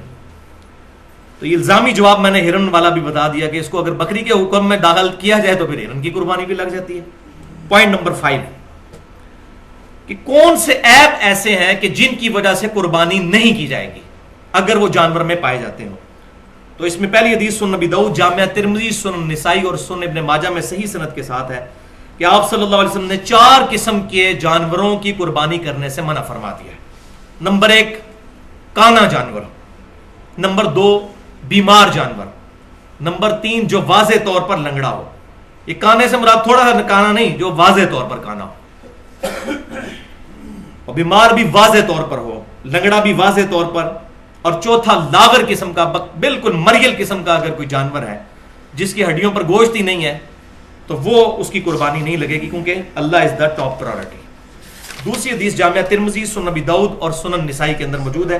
آپ صلی اللہ علیہ وسلم نے کانا جو جانور ہے اس کی قربانی سے منع فرمایا، اور آپ صلی اللہ علیہ وسلم نے اس بات سے بھی منع فرمایا کہ کوئی ایسا جانور قربان نہ کیا جائے جس کے کان چرے ہوئے ہوں یا اس کے کانوں میں سوراخ ہو یا کان کاٹے گئے ہوں، کیونکہ یہ بھی واضح عیب ہے. اور تیسری حدیث جامعہ ترمذی، سنن ابی داؤد، سنن نسائی اور سنن ابن ماجہ میں موجود ہے کہ کان کٹے ہوئے اور سینگ ٹوٹے ہوئے جانور کی قربانی بھی آپ صلی اللہ علیہ وسلم نے کرنے سے منع فرمایا. اب یہاں بڑا کریٹیکل مسئلہ ہے کہ آپ نے جانور لیا، اس وقت تو بیچارہ ٹھیک تھا، گھر پہنچے بیمار ہو گیا یا کوئی ایسا مسئلہ بن گیا کہ اس کی ٹانگ ٹوٹ گئی یا کوئی اس طرح کا ایشو بن گیا، تو اس کے بارے میں حدیثیں تو ملتی ہیں لیکن ان میں کوئی صحیح سند والی حدیث نہیں. البتہ ایک قول ایک صحابی کا صحیح سند کے ساتھ المصنف عبد الرزاق میں موجود ہے، عبداللہ بن زبیر رضی اللہ تعالی عنہما کا. وہ فرماتے ہیں انہوں نے ایک کانی اونٹنی دیکھی جس کی قربانی کے لیے لوگ جمع تھے، تو انہوں نے فرمایا کہ اگر اس اونٹنی میں یہ عیب جو ہے، اس کی آنکھ ضائع ہوئی تھی، ایک آنکھ، اگر یہ عیب خریدنے سے پہلے کا ہے تو اس کو قربان نہ کرو، اور اگر یہ خریدنے کے بعد پیدا ہوا ہے تو پھر قربانی کرنے میں حرج نہیں. لہذا اس اثر سے یہ بات بالکل کلیئر ہو گئی کہ اگر کسی جانور میں کوئی ایسا عیب پیدا ہو جائے جو خریدنے کے بعد ہے تو اس کی قربانی بالکل درست ہے، اور یہ عقل کے بھی قریب ہے الحمدللہ. پوائنٹ نمبر 6، کیا خصی جانور کی قربانی کرنا درست ہے؟ اب یہ بہت کریٹیکل مسئلہ ہے اور اس میں مجھے سب سے زیادہ سر کھپانا پڑا ہے اس ایشو میں، خصی جانور والے مسئلے میں. اور میرے لیے پریشانی کا باعث اس وقت یہ معاملہ بن گیا جب مجھے یہ بات پتہ چلی کہ ہمارے جو اہل تشیع بھائی ہیں وہ خصی جانور کی قربانی کو جائز نہیں سمجھتے، اور ہمارے اہل سنت میں سے بھی جماعت المسلمین والے جو ہیں وہ اس کی قربانی کو جائز نہیں سمجھتے. اب ان کے تکفیر والے معاملے الگ، بہرحال وہ ہم ان کو خارج تو نہیں کرتے اہل سنت سے. مولا علی رضی اللہ تعالیٰ عنہ، مولا سے مراد دلی جگری یار ہمارے، خوارج کے خلاف قتال بھی کیا، حالانکہ تکفیری تھے وہ، لیکن ان کے جنازے بھی خود پڑھائے، اور فرمایا کہ یہ مجھے کافر سمجھتے ہیں، میں ان کو کافر نہیں سمجھتا.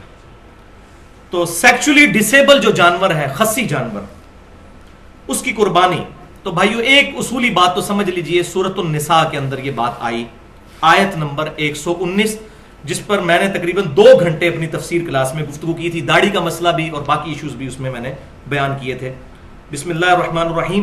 شیطان جو ہے وہ کہتا ہے کہ میں کیا کیا حربے آزماؤں گا، ان میں سے ایک حربہ یہ تھا وَلَآمُرَنَّهُمْ فَلْيُبَتِّكُنَّ آذَانَ الْأَنْعَامِ، میں ضرور ان کو حکم دوں گا کہ یہ جانوروں کے کان چیریں گے.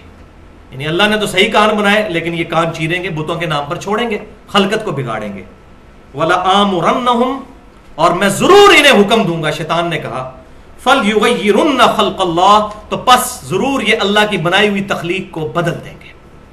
تو جانور کو خصی کرنا بھی بیسیکلی اللہ کی بنائی ہوئی تخلیق کو بدلنا ہے، اس میں کوئی شک ہی نہیں ہے کہ نر کو آپ جو ہے وہ سیکچولی ڈسیبل کر رہے ہیں، اللہ کی تخلیق بدل رہے ہیں، اور ظاہر ہے وہ تکلیف دہ امر بھی ہوتا ہے. ایسا نہیں کہ جانور کو تکلیف نہیں ہوتی. مرد کوئی خصی ہو تو یہ ہے بھی سمجھا جائے گا، اور جانور کو آپ خود خصی کریں گے، سیکچولی اس کو ڈسیبل کر دیں گے تو یہ عیب ہی شمار ہوگا. اور اس بارے میں سیدنا انس بن مالک رضی اللہ تعالیٰ عنہ جو صحابی ہیں اور بڑے جید صحابی ہیں، آپ صلی اللہ علیہ وسلم کو 10 سال تک وضو کروایا، اور آپ صلی اللہ علیہ وسلم کی وفات کے بعد 82 سال تک زندہ رہے، 93 ہجری میں فوت ہوئے مدینہ شریف میں. صحیح سند کے ساتھ ان کا قول موجود ہے تفسیر تبری میں، جو پہلی اسلام کی تفسیر ہے قرآن پاک کی. ابن جریر تبری رحمۃ اللہ علیہ، المتوفا 310 ہجری، پہلے 300 سال کے بزرگوں میں آتے ہیں. اور یہ وہ بزرگ ہیں جو اہل سنت اور اہل تشیع دونوں ان کی بزرگی کے قائل ہیں. ایک اہل تشیع کے بھی امام تبری ہیں، وہ الگ ہے، یہ اہل سنت والے کو بھی وہ مانتے ہیں. تو انہوں نے صحیح سند کے ساتھ انس بن مالک کا قول نقل کیا ہے اسی آیت کے کانٹیکسٹ میں، کہ وہ کہتے ہیں کہ جانوروں کو خصی نہیں کرنا چاہیے. اس کے علاوہ بھی کئی تابعین کے اقوال مصنف ابن ابی شیبہ میں اور باقی سنن الکبریٰ البہقی میں موجود ہے کہ جانوروں کو خصی کرنا تابعین کے گروہ میں برا سمجھا گیا ہے، اور چند ایک تابعین اس کے جواز کے بھی قائل ہیں، وہ بھی اقوال ملتے ہیں، لیکن وہ اتنے واضح نہیں۔ قربانی کے حوالے سے کوئی قول نہیں ہے کہ قربانی کے لیے خصی جانور لگایا جائے، ویسے ہے کہ کبھی ضرورت پڑے تو خصی کرنا، اور بڑے گول مول الفاظ موجود ہیں، اور اس میں جو واضح الفاظ ہیں وہ بھی بڑی مشکل کے ساتھ ہی ہیں۔ سنن الکبریٰ البہقی میں امام بہقی رحمۃ اللہ علیہ نے لکھا ہے، کامنٹس دیے ہیں کہ کوئی بہت ضرورت پڑ جائے تو جانور کو خصی کرنا جائز ہے۔ اب وہ ضرورت نہیں انہوں نے بتائی کہ کون سی، قربانی کا ذکر کوئی نہیں کیا۔ اسی طریقے سے مسائل احمد میں بھی امام احمد بن حنبل رحمۃ اللہ علیہ کے جو فتاوی ہیں، احمد بن حنبل رحمۃ اللہ علیہ کہتے ہیں کہ انشاءاللہ میں امید کرتا ہوں کہ خصی جانور کی قربانی قبول ہو جائے گی۔ اب یعنی کہ وہ اس کو جسٹ جائز کے زمرے میں لے رہے ہیں، کوئی افضل نہیں جس طرح ہمارے یہاں موجود ہے کہ جی خصی جانور کی قربانی کرنا افضل ہے۔ اور وہ مسکنسیپشن آئی اس ضعیف روایت کی وجہ سے جو سنن نبی داؤد، سنن ابن ماجہ اور مسند امام احمد میں ہے کہ آپ صلی اللہ علیہ وسلم نے 2 خصی مینڈے قربان کیے۔ یہ پکی ضعیف روایت ہے، کیونکہ اس میں شریک بن عبداللہ القاضی جو ہیں وہ مدلس ہیں اور ان سے روایت کر رہے ہیں، اور صحیح مسلم کے مقدمے میں پیٹ رول ہے کہ مدلس کی ان والی روایت ہے جو ضعیف ہوتی ہے جب تک سما کی تصریح موجود نہ ہو۔ اور یہی وہ حکم ہے جو اس حدیث میں بھی ہے سنن نبی داؤد کی کہ آپ صلی اللہ علیہ وسلم سجدے میں جاتے وقت پہلے گھٹنے لگاتے تھے بعد میں ہاتھ۔ اس روایت کو بھی ضعیف اسی وجہ سے کہا جاتا ہے، اور ہم ہاتھ پہلے لگانے کے قائل ہیں کہ اس روایت میں یہ راوی مدلس ہے، تو اگر یہ صحیح ماننی ہے پھر وہ بھی صحیح ماننی پڑے گی۔ تو یہ 2 نمبر پالیسی نہیں ہونی چاہیے اس معاملے میں، ایک اصول رکھا جائے۔ تو اس روایت کے اندر 2 خصی مینڈے جو قربان کرنے والی روایت ہے، اس میں سوری میں نے یہ غلط بتا دیا، محمد بن اسحاق جو ہیں یہ مدلس ہیں اور ان سے روایت کر رہے ہیں۔ اچھا، اب اس میں کنکلوژن کیا ہے، آج ہم کس رزلٹ پر پہنچے؟ تو اس معاملے میں میرا پوائنٹ آف ویو یہ ہے کہ بہتر یہی ہے کہ خصی جانور کی قربانی سے اوائڈ کیا جائے۔ البتہ اگر کوئی کر لیتا ہے تو اس کو ناجائز نہیں کہیں گے، حرام نہیں کہیں گے۔ اس کی وجہ یہ ہے کہ آپ صلی اللہ علیہ وسلم نے جو عیب گنوائے ہیں جانوروں میں، اگر یہ عیب پائے جاتے ہوں تو ان کی قربانی نہیں لگے گی، یعنی کانا ہے، لنگڑا ہے، بیمار ہے، اسی طریقے سے لاغر ہے، سینگ ٹوٹا ہوا ہے، کان چرا ہوا ہے، یہ 5-6 باتیں آپ صلی اللہ علیہ وسلم سے ثابت ہیں۔ اس میں خصی ہونا بیان نہیں ہے، لہٰذا ہم خود سے شریعت سازی نہیں کر سکتے۔ خصی کرنا قربانی کے علاوہ بھی ویسے جو ہے یہ مذموم چیز ہے، تو لہٰذا اہل تشیع کا یہ جو سٹانس ہے اس میں ان کو نرمی کرنی چاہیے۔ البتہ اس معاملے میں ان کے ساتھ ہوں کہ خصی بکرا نہ کیا جائے تو یہی بہتر ہے، اسی میں عافیت ہے۔ پوائنٹ نمبر 7، قربانی کا وقت کب شروع ہوتا ہے؟ تو صحیح بخاری اور صحیح مسلم میں حدیث ہے کہ آپ صلی اللہ علیہ وسلم نے بیان فرمایا کہ جس نے عید سے پہلے ذبح کیا اس نے اپنے اور اپنے گھر والوں کے لیے ذبح کیا، اور جس نے عید کے بعد ذبح کیا، عید کی نماز ہونے کے بعد، نماز پڑھنے کے بعد، اس کی قربانی مکمل قربانی ہے اور مسلمانوں کے طریقے پر ہے۔ جبکہ دوسری حدیث صحیح بخاری اور صحیح مسلم میں ہے کہ جو شخص عید سے پہلے قربانی کر لے تو وہ بعد میں دوبارہ قربانی کرے۔ اب اس سے بھی بات ثابت ہوتی ہے کہ یہ بڑی تاکیدی سنت ہے، ورنہ دوبارہ کرنے کی ضرورت ہی کوئی نہیں تھی، تو فرمایا دوبارہ کرے، بخاری اور مسلم میں ہے۔ پوائنٹ نمبر 8، آپ صلی اللہ علیہ وسلم کی صحیح مسلم میں حدیث ہے کہ آپ صلی اللہ علیہ وسلم نے فرمایا کہ اللہ نے ہر شے پر احسان کرنے کا حکم فرمایا ہے، لہٰذا جب تم ذبح کرنے لگو تو اچھے طریقے سے ذبح کرو اور اپنی چھری کو بھی تیز کر کے جانور کو آرام پہنچاؤ، کھنڈی چھری نہ پھیری جائے، تیز چھری۔ اور اس میں بھی پورا پھر جانور نہیں کاٹا جاتا، اسپائنل کارڈ تک کاٹا جاتا ہے، اس کو چھوڑ دیا جاتا ہے تاکہ جانور جو ہے اس کے اندر اس کے سر سے جو سگنل نکلنے ہیں پورے جسم کے ساتھ رشتہ برقرار رہے، تو وہ تھوڑا کانپتا ہے تو جسم کی نسوں میں جو خون ہے وہ بھی باہر نکل جاتا ہے، جو بیمار خون، بیماریاں پیدا کرنے والا خون ہے، یہی ذبح کے اندر حکمت ہے۔ تو جھٹکے والا جو ہے معاملہ یہ اسلام میں نہیں ہے۔ اب اسی کانٹیکسٹ میں ایک حدیث ہے مصنف عبد الرزاق کے اندر کہ سیدنا عبداللہ بن عمر رضی اللہ تعالی عنہما اس جانور کو کھانا مکروہ سمجھتے تھے جسے قبلہ رخ کر کے قربان نہ کیا گیا ہو، حرام نہیں، مکروہ، کراہت سمجھتے تھے، قربانی تو ہو جائے گی لیکن وہ ذبیحہ، ایسا ذبیحہ جو قبلہ رخ ہو وہی بہتر ہے۔ لہٰذا جب مرغیاں لینے بھی جائیں تو اس وقت بھی اہتمام کر لیا کریں، قبلہ رخ کریں، لیکن اگر کوئی نہیں کرتا تو قربانی جو ہے یا اس طریقے سے ذبیحہ تو ہو جائے گا۔ الحمدللہ ساری امت اسی پر عمل کرتی ہے، کہ اس کی ٹانگیں جو ہیں وہ باندھ کر جو ہے وہ قبلہ رخ کر دی جاتی ہیں، پھر اس کی گردن بھی، تاکہ قبلہ رخ اس کا ہو۔ پوائنٹ نمبر 9، تکبیر کے الفاظ کیا ہو؟ تو صحیح بخاری اور صحیح مسلم کی متفق علیہ حدیث ہے، آپ صلی اللہ علیہ وسلم نے 2 چتکبرے مینڈھے قربان کیے، اور آپ صلی اللہ علیہ وسلم نے ان کو زمین پر لٹا کر ان کے پہلوؤں پر اپنا پاؤں مبارک رکھا، پھر آپ صلی اللہ علیہ وسلم نے بسم اللہ اللہ اکبر پڑھ کر اپنے مبارک ہاتھوں سے ان کو قربان کیا۔ تو یہ تکبیر متفق علیہ ہے اہل سنت اور اہل تشیع کے ہاں، بسم اللہ واللہ اکبر، اللہ کے نام کے ساتھ اور اللہ کے لیے ہی تمام بڑائیاں ہیں۔ صحیح مسلم میں حدیث ہے کہ سیدہ عائشہ کہتی ہیں کہ آپ صلی اللہ علیہ وسلم نے چھری تیز کروائی، اور جب ذبح کا ارادہ کیا تو آپ صلی اللہ علیہ وسلم نے اللہ کے حضور دعا کی، بسم اللہ، اللہ کے نام کے ساتھ، اللہم تقبل من محمد صلی اللہ علیہ وسلم و آل محمد صلی اللہ علیہ وسلم، اے اللہ اسے قبول فرما محمد صلی اللہ علیہ وسلم کی طرف سے اور آل محمد صلی اللہ علیہ وسلم کی طرف سے، یعنی پورے گھر کی طرف سے، اور آپ صلی اللہ علیہ وسلم کی کم از کم 9 بیویاں تو تھی، پورے گھر والوں کی طرف سے آپ صلی اللہ علیہ وسلم نے ایک، اس میں الفاظ موجود ہے، سینگوں والا چتکبرا مینڈا قربان کیا، اور ساتھ ہی حضرت عائشہ نے بتایا چتکبرے سے مراد یہ ہے کہ اس کی پیٹ، آنکھیں اور ٹانگوں پر کالے نشانات تھے، جس کو ہم کہتے ہیں کالا چٹا، چتکبرا مینڈا قربان کیا، اور پھر فرمایا اللہم تقبل من محمد و آل محمد و من امت محمد صلی اللہ علیہ وسلم، اور ساتھ فرمایا امت محمد صلی اللہ علیہ وسلم کی طرف سے بھی اللہ قبول فرما۔ یہ صحیح مسلم کے الفاظ ہیں۔ لہذا یہاں پر جو آپ صلی اللہ علیہ وسلم نے پوری امت کا ذکر کیا تو یہ آپ صلی اللہ علیہ وسلم کی خصوصیت ہے، کیونکہ آپ صلی اللہ علیہ وسلم پوری امت کے روحانی باپ ہیں۔ النبی اولا بالمؤمنین من انفسہم، نبی صلی اللہ علیہ وسلم مومنین کی جانوں سے بھی زیادہ ان پر حق رکھتے ہیں، اور آپ صلی اللہ علیہ وسلم کی بیویاں امت کی مائیں ہیں، تو اگر وہ امت کی مائیں ہیں تو آپ صلی اللہ علیہ وسلم امت کے روحانی باپ ہیں۔ سورۃ الاحزاب کی آیت ہے، اس کے تحت اب کوئی شخص یہ نہیں یہ دعا پڑھ سکتا کہ پوری امت کی طرف سے قبول فرما، ورنہ تو باقیوں کی طرف سے قربانی گئی نا۔ تو یہ آپ صلی اللہ علیہ وسلم کی خاصیت ہے۔ اسی کانٹیکسٹ میں اگلا پوائنٹ نمبر 10 ہے، یہ روایت ہے جس کی وجہ سے تھوڑا ایشو آج کل چل نکلا ہے، وہ جامعہ ترمذی اور سنن نبی داؤد میں ہے، اور یہ ضعیف روایت ہے، اور یہ وہ روایت ہے جس میں وہ سکم ہے جو میں پہلے بیان کر چکا، کہ سیدنا علی رضی اللہ تعالیٰ عنہ کہتے ہیں کہ آپ صلی اللہ علیہ وسلم نے مجھے وصیت فرمائی تھی کہ میں ہر سال ایک مینڈا آپ صلی اللہ علیہ وسلم کی طرف سے قربان کروں۔ تو 2 مینڈے سیدنا علی رضی اللہ تعالیٰ عنہ دیا کرتے تھے، ایک اپنی طرف سے اور ایک آپ صلی اللہ علیہ وسلم کی طرف سے، آپ صلی اللہ علیہ وسلم کی وفات کے بعد۔ تو اس حدیث میں وہی شریک بن عبداللہ القاضی جو ہیں وہ مدلس راوی ہیں اور ان سے روایت کر رہے ہیں، اور مدلس کی ان والی روایت ضعیف ہوتی ہے جب تک سما کی تصریح نہ ہو۔ صحیح مسلم کے مقدمے میں یہ پیٹ رول ہے، اور یہی رول ہے جس کی وجہ سے وہ خطرناک روایت بھی ضعیف ثابت ہوتی ہے جو مسند امام احمد میں ہے، اور الادب المفرد امام بخاری کی اس میں بھی موجود ہے، اور مشکات المصابیح میں بھی انٹرنیشنل نمبرنگ کے مطابق 4902 نمبر حدیث ہے۔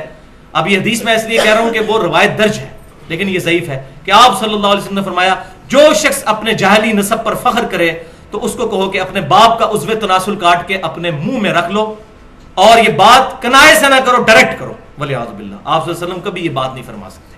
وَإِنَّكَ لَعَلَىٰ خُلُقٍ عَظِيمٍ، اور بخاری مسلم کی متفق علیہ حدیث ہے، آپ صلی اللہ علیہ وسلم میں کنواری لڑکیوں سے زیادہ شرم و حیا تھی، یہ ہو ہی نہیں سکتا۔ تو اس روایت میں حسن بصری مدلس ہیں اور ان سے روایت کر رہے ہیں، اگر یہ کسی نے صحیح ماننی ہے پھر وہ بھی صحیح مانے گا، تو یہ روایت بالکل ضعیف ہے۔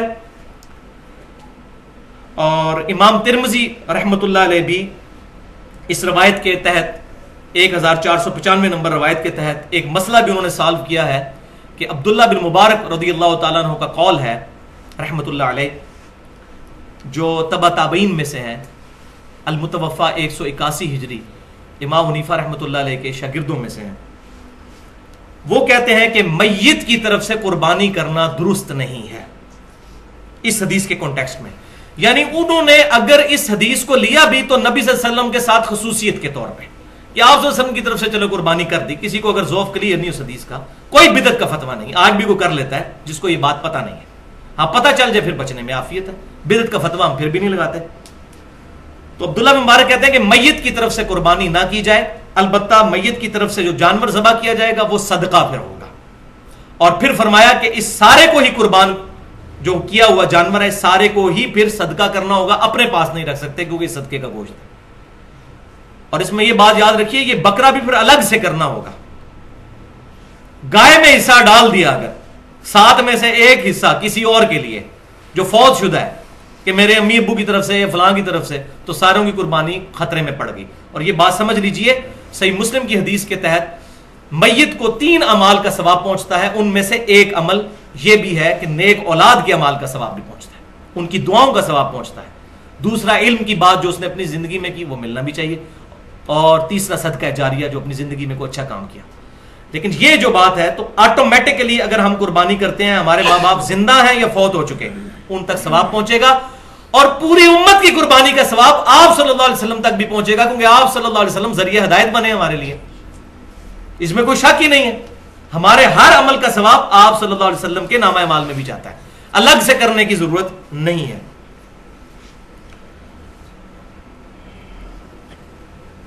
اب جناب کریٹیکل مسئلہ ایک اور آ رہا ہے, پوائنٹ نمبر 11. کیا قربانی میں عقیقہ والا معاملہ بھی شامل کیا جا سکتا ہے یا نہیں؟ کیونکہ اکثر ہمارے معاشرے میں ہو رہا ہے کہ وہ 6 حصے رکھے ہوتے ہیں گائے کے اور 7واں رکھ دیتے ہیں قربانی کے ساتھ 7واں عقیقے کا بھی. لڑکی ہو تو 1 رکھ دیا, لڑکا ہوا تو 2. حالانکہ دنیا کی کسی حدیث کی کتاب میں ضعیف سند کے ساتھ بھی کوئی ایسی روایت موجود نہیں ہے کہ یہ معاملہ کیا جائے گا عقیقے میں. عقیقے میں تو پوری جان دینی ہے. اب عقیقے کا مسئلہ بھی سن لیجئے. صحیح بخاری میں حدیث ہے, آپ صلی اللہ علیہ وسلم نے فرمایا لڑکے کے پیدا ہونے پر عقیقہ ہے, اس کی طرف سے خون بہاؤ. یعنی پورا جانور, لڑکے کے بدلے ایک جانور قربان کرنا ہے. اور وہ میں اپنی طرف سے نہیں کہہ رہا, جامعہ ترمذی, سنن ابی داؤد اور سنن نسائی میں صحیح سند کے ساتھ ہے. آپ صلی اللہ علیہ وسلم نے فرمایا بچہ اپنے عقیقے کے عوض گروی ہوتا ہے, 7ویں دن اس کا عقیقہ کرو. گروی کیا ہے؟ پوری جان دینی, جان کے بدلے جان. اس کا عقیقہ کرو 7ویں دن, اس کا نام رکھو اور اس کا سر مڈاؤ. یہ 3 کام کرو. اور تیسری حدیث جامعہ ترمذی, سنن ابی داؤد اور سنن نسائی میں موجود ہے. آپ صلی اللہ علیہ وسلم نے فرمایا لڑکے کی طرف سے 2 بکریاں یا بکرے اور لڑکی کی طرف سے 1 کرو. اور جامعہ ترمذی میں ڈیٹیل ساتھ موجود ہے کہ آپ صلی اللہ علیہ وسلم نے فرمایا کہ اس میں نر اور مادہ میں کوئی مسئلہ نہیں, نر بھی کر سکتے ہو اور مادہ بھی. ہمارے اہل تشیع بھائی جو ہیں وہ عقیقے اور قربانی میں صرف نر کے قائل ہیں, لیکن یہ حدیث ہمارے پاس موجود ہے کہ نر اور مادہ دونوں کی قربانی لگ سکتی ہے. البتہ نر کا ہونا زیادہ بہتر ہوگا, کیونکہ سیدنا اسماعیل علیہ السلام کے لیے مینڈا ہی اتارا گیا تھا آسمان سے. تو یہ عقیقے والا مسئلہ میں نے کلیئر کیا. تو سنن الکبریٰ البہیقی میں صحیح سند کے ساتھ موجود ہے کہ آپ صلی اللہ علیہ وسلم نے اعلان نبوت کے بعد اپنا عقیقہ کیا. اس سے یہ بات ثابت ہوئی کہ اگر کسی شخص کو زندگی میں عقیقہ کرنے کی استطاعت نہیں ملی, اس کے ماں باپ کو نہیں تھی, بعد میں اس کو مل گئی, تو اب وہ اپنا عقیقہ خود کر سکتا ہے بڑی عمر میں بھی پہنچ کر. لیکن جان بوجھ کر لیٹ کرنا, جی منڈے دا چاچا آ رہا ہے تو منڈے دا تایا پہ آندا ہے باہروں, تو عید تو بات کریں گے, فلانے تو بات کریں گے, یہ بات نہیں. ورنہ وہ اس کے بعد تو عام صدقہ ہوگا. 7ویں دن ہی عقیقہ کرنا ہے. یعنی بچہ اگر سوموار کو پیدا ہوا تو عقیقہ اتوار کو ہوگا, بچہ اگر اتوار کو پیدا ہوا تو عقیقہ ہوگا ہفتے والے دن, 7ویں دن. اور رات میں اگر بچہ پیدا ہوا ہے تو وہ اسلامی دن جو ہے وہ مغرب سے شروع ہو جاتا ہے, اس کا بھی اعتبار کرنا ہوگا.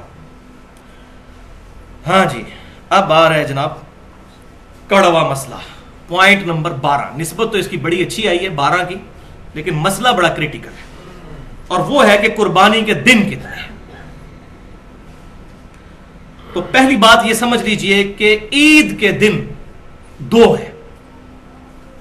عید الفطر 1 شوال کو, اور عید الاضحیٰ یعنی قربانی والی عید 10 ذوالحجہ کو. عید کے دن 2 ہیں.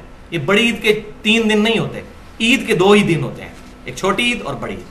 اور یہ میں اپنی طرف سے نہیں کہہ رہا, سنن ابی داؤد میں, سنن نسائی میں اور المستدرک للحاکم میں صحیح سند کے ساتھ حدیث ہے, اور امام ذہبی نے بھی اس روایت کی موافقت کی ہے کہ آپ صلی اللہ علیہ وسلم جب مدینہ شریف تشریف لائے تو انصار میں 2 دن ایسے تھے وہ منایا کرتے تھے خوشی کے طور پر.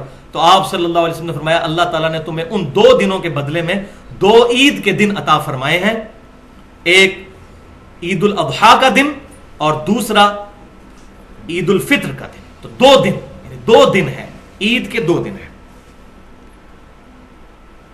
اور صحیح بخاری اور مسلم کی متفق علیہ حدیث ہے کہ 2 دن ایسے ہیں جن میں روزہ نہیں ہے، روزہ رکھنا منع ہے. دوسری روایت میں یہ ہے، ایک عید الفطر کا دن اور دوسرا عید الاضحیٰ کا دن. تو یہ تمام چیزیں بتا رہی ہیں کہ عید کے دن 2 ہیں. ہاں یوم النحر وہ زیادہ ہے. ہاں صحیح مسلم میں ایک حدیث ہے کہ تمام ایام تشریق جو ہیں، ایام تشریق کون کون سے؟ 10 ذوالحجہ، 11، 12 اور 13، یہ 4 دن یہ کھانے پینے کے دن ہیں، یعنی ان میں کھانا پینا. اس میں عید کے دن کے الفاظ کہیں نہیں موجود ہیں، بعض مولوی اس میں 2 نمبری کرتے ہیں. عید کا نہیں، کھانے پینے کے دن. اور تشریق کہتے بھی عربی زبان کے اندر گوشت کو خشک کر کے جو رکھا جاتا ہے تاکہ سٹور کیا جائے، جس طرح آج کل جو ہے فریجوں میں سٹور ہوتا ہے، اس کو کہا جاتا ہے. تو یوم النحر کتنے ہیں؟ تو بھائیو اس میں اہل سنت اور اہل تشیع کا اتفاق ہے سوائے چند لوگوں کے کہ عید میں، بڑی عید میں یوم النحر 3 ہے، 10 ذوالحجہ جو عید کا دن اور اس کے بعد 2 دن اور 11 اور 12. اہل سنت اور اہل تشیع کا اتفاق ہے. البتہ اہل سنت میں سے ایک گروہ جو اصحاب الحدیث یا اہل حدیث اپنے آپ کو کہتے ہیں، ان میں سے چند علماء کی یہ رائے ہے، اور وہ ظاہر ہے کہ ضعیف روایتوں کی وجہ سے ہوئی. ضعیف روایتیں ہی اصل میں فتنہ کھڑا کرتی ہیں سارا. اور میری پوری گفتگو ہے مسئلہ نمبر 36 کے نام سے اہل سنت پاک .com پر 1 گھنٹہ 25 منٹ کی گفتگو، ضعیف الاسناد اور من گھڑت احادیث کے فتنے کا تحقیقی جائزہ. یہ ساری امت میں بگاڑ جو آئے ہیں قرآن اور صحیح بخاری اور صحیح مسلم کے مقابلے پر، یہ ضعیف الاسناد احادیث کی وجہ سے. تو ضعیف احادیث کی وجہ سے جو اسناد میں ضعیف ہوں، یہ سارا فتنہ کھڑا ہوا.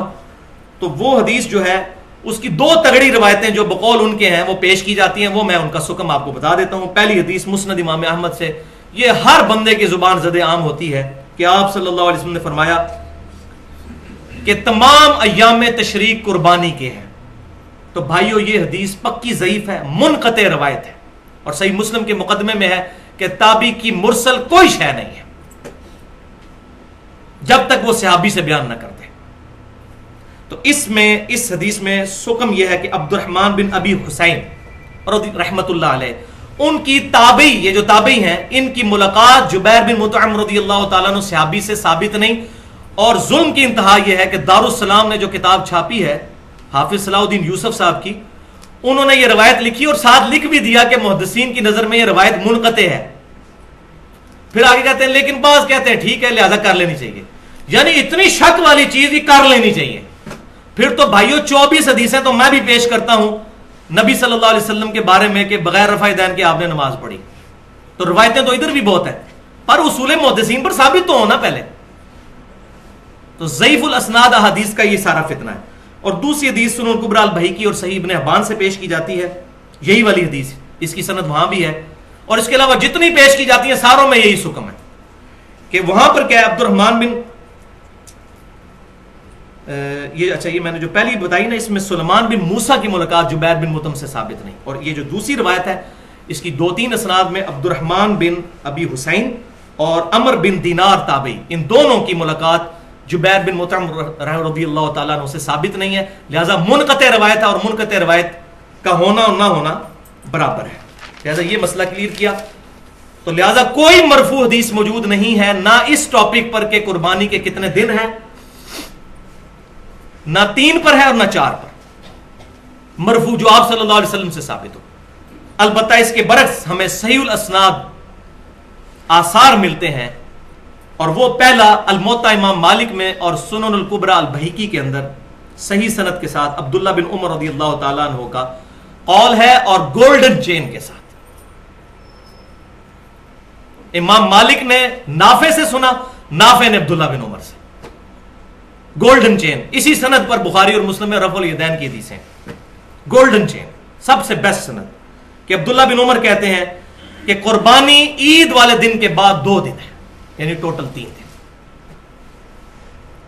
بلکہ احکام القرآن جو امام طحاوی رحمۃ اللہ علیہ المتوفا 321 ہجری ان کی کتاب ہے، اس میں صحیح سند کے ساتھ مولا علی رضی اللہ تعالیٰ عنہ، اور مولا سے مراد جگری یار جو جامعہ ترمذی میں حدیث ہے، جس کا مولا میں اس کا مولا علی رضی اللہ تعالیٰ۔ مولا سے مراد مشکل کشا نہیں، اور اس میں میری پوری گفتگو بھی ہے sunnatpak.com پر، 2.25 گھنٹے کی دعا صرف اللہ ہی سے، مسئلہ نمبر 3 کے نام سے اور مسئلہ نمبر 43 کے نام سے، وسیلہ اور توسل کے صحیح احکام و مسائل، وہ بھی 1.5 گھنٹے کی گفتگو ہے الحمدللہ، یہ میں نے ایشوز میں ریزالو کیا ہے۔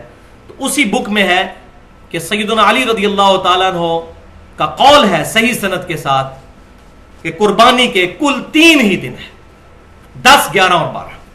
اور اسی کتاب میں عبداللہ بن عباس رضی اللہ تعالیٰ عنہما کا بھی قول ہے صحیح سند کے ساتھ کہ قربانی کے دن عید کے بعد 2 ہیں، لیکن افضل دن پہلے دن ہی قربانی کرنا ہے۔ یہ مسئلہ بھی کلیئر ہو گیا۔ لہذا یہ 4 دن جو اونٹ کھڑا رکھتے ہیں اور پھر قربان کر رہے ہوتے ہیں، یہ ہم مردہ سنت زندہ کر رہے ہیں۔ تو یہ عبداللہ بن عباس کہہ رہے ہیں پہلا دن افضل ہے، یہ کوئی مردہ سنت زندہ نہیں ہے، پہلے سنت تو ثابت ہو صحیح سند کے ساتھ۔ تو مردہ سنتیں جو بخاری اور مسلم سے ثابت ہیں اس کو زندہ کرنے کے لیے کوئی تیار ہی نہیں، وہ میں بتا دیتا ہوں اگر اس کے لیے کوئی تیار ہو جائے۔ بخاری اور مسلم کی متفق علیہ حدیث ہے، آپ صلی اللہ علیہ وسلم نے فتح مکہ کے موقع پر کالی پگڑی پہنی ہوئی تھی اور اس کے 2 شملے چھوڑے ہوئے تھے دائیں اور بائیں کندھے پر۔ اس مردہ سنت کو بھی زندہ کریں نا، سارے لوگ پگڑیاں باندھیں۔ المستدرک للحاکم میں صحیح سند کے ساتھ ہے، سعد بن ابی وقاص کہتے ہیں میں نے سفید کلر کی پگڑی باندھی ہوئی تھی اور شملہ نہیں چھوڑا تھا، تو آپ صلی اللہ علیہ وسلم نے اپنے مبارک ہاتھوں سے وہ پگڑی کھول کر دوبارہ مجھے باندھی اور 1 چپے کے برابر جو ہے وہ شملہ چھوڑا اور فرمایا سعد اس طرح پگڑی باندھا کرو، خوبصورت لگتی۔ تو اس مردہ سنت کو بھی کوئی زندہ کرے نا۔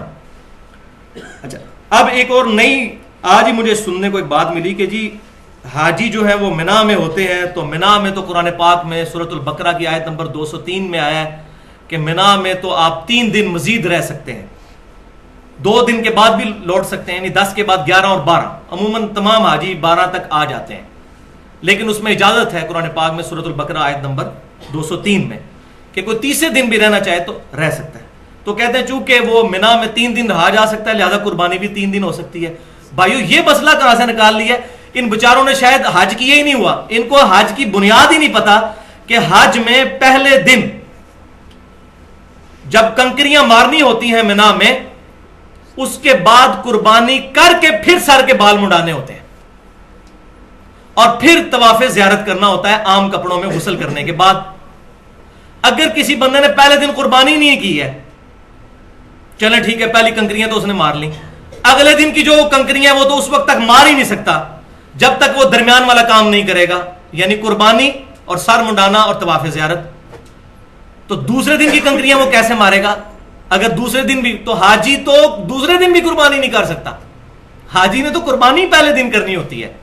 تو یہ بالکل فراڈ بچایا ہوا ہے، پتہ نہیں کہاں سے یہ باتیں لکھ لی ہیں۔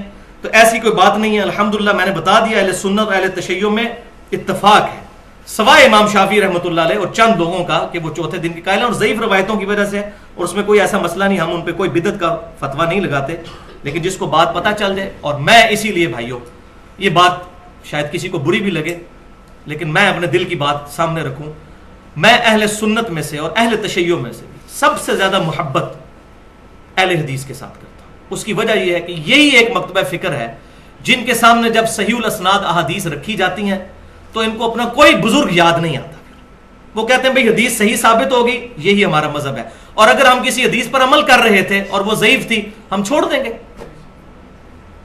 کتنے عرصے سے عمل کر رہے تھے کہ وطروں میں رکوع سے بعد دعا پڑھا کرتے تھے ہاتھ اٹھا کے، جب ثابت ہو گیا کہ نہیں ہے تو دارالاسلام جو اہل حدیث کا سب سے بڑا مکتبہ ہے، انہوں نے اس کتاب میں لکھ دیا کہ رکوع کے بعد ثابت نہیں ہے، رکوع سے پہلے ہی قنوت وطر کرنا ہے، رکوع کے بعد قنوت نازلہ ہے۔ صحیح بخاری میں بھی موجود ہے کہ اس شخص نے جھوٹ کہا جس نے کہا کہ اللہ کے نبی صلی اللہ علیہ وسلم رکوع کے بعد دعائے قنوت پڑھتے تھے، وہ تو آپ نے 1 مہینہ پڑھی قنوت نازلہ میں، ورنہ پہلے ہی پڑھا کرتے تھے۔ انہوں نے رجوع کیا، ایون ہمارے اسلام آباد میں دارالاسلام مسجد اہل حدیث کی پچھلے سال انہوں نے باقاعدہ بروشر تقسیم کیا، حالانکہ وہاں چوتھے دن قربانی بھی ہوتی تھی، ریٹن فارم میں انہوں نے رجوع کیا کہ بھئی قربانی کے 3 ہی دن ہیں۔ اور میں ان تمام چیزوں کا کریڈٹ جو ہے ایک پرسنالٹی کو دیتا ہوں جو میں سمجھتا ہوں، جو میں نے پہلے بھی کہا، چاہے یزید والا مسئلہ ہو چاہے یہ مسئلہ ہو، اہل حدیث کا قبلہ ایک دفعہ درست کر دیا، وہ حافظ شیخ زبیر علی زئی صاحب حافظہ اللہ ہے، اللہ تعالیٰ ان کے علم اور عمل میں برکت عطا فرمائے۔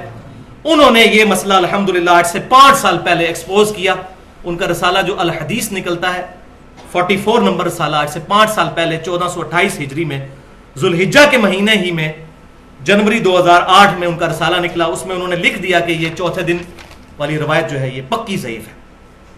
اور الحمدللہ آج 5 سال گزرنے کو آئے ہیں، کسی بندے نے اس کا علمی جواب نہیں دیا، جواب ہے ہی نہیں. Point number 13.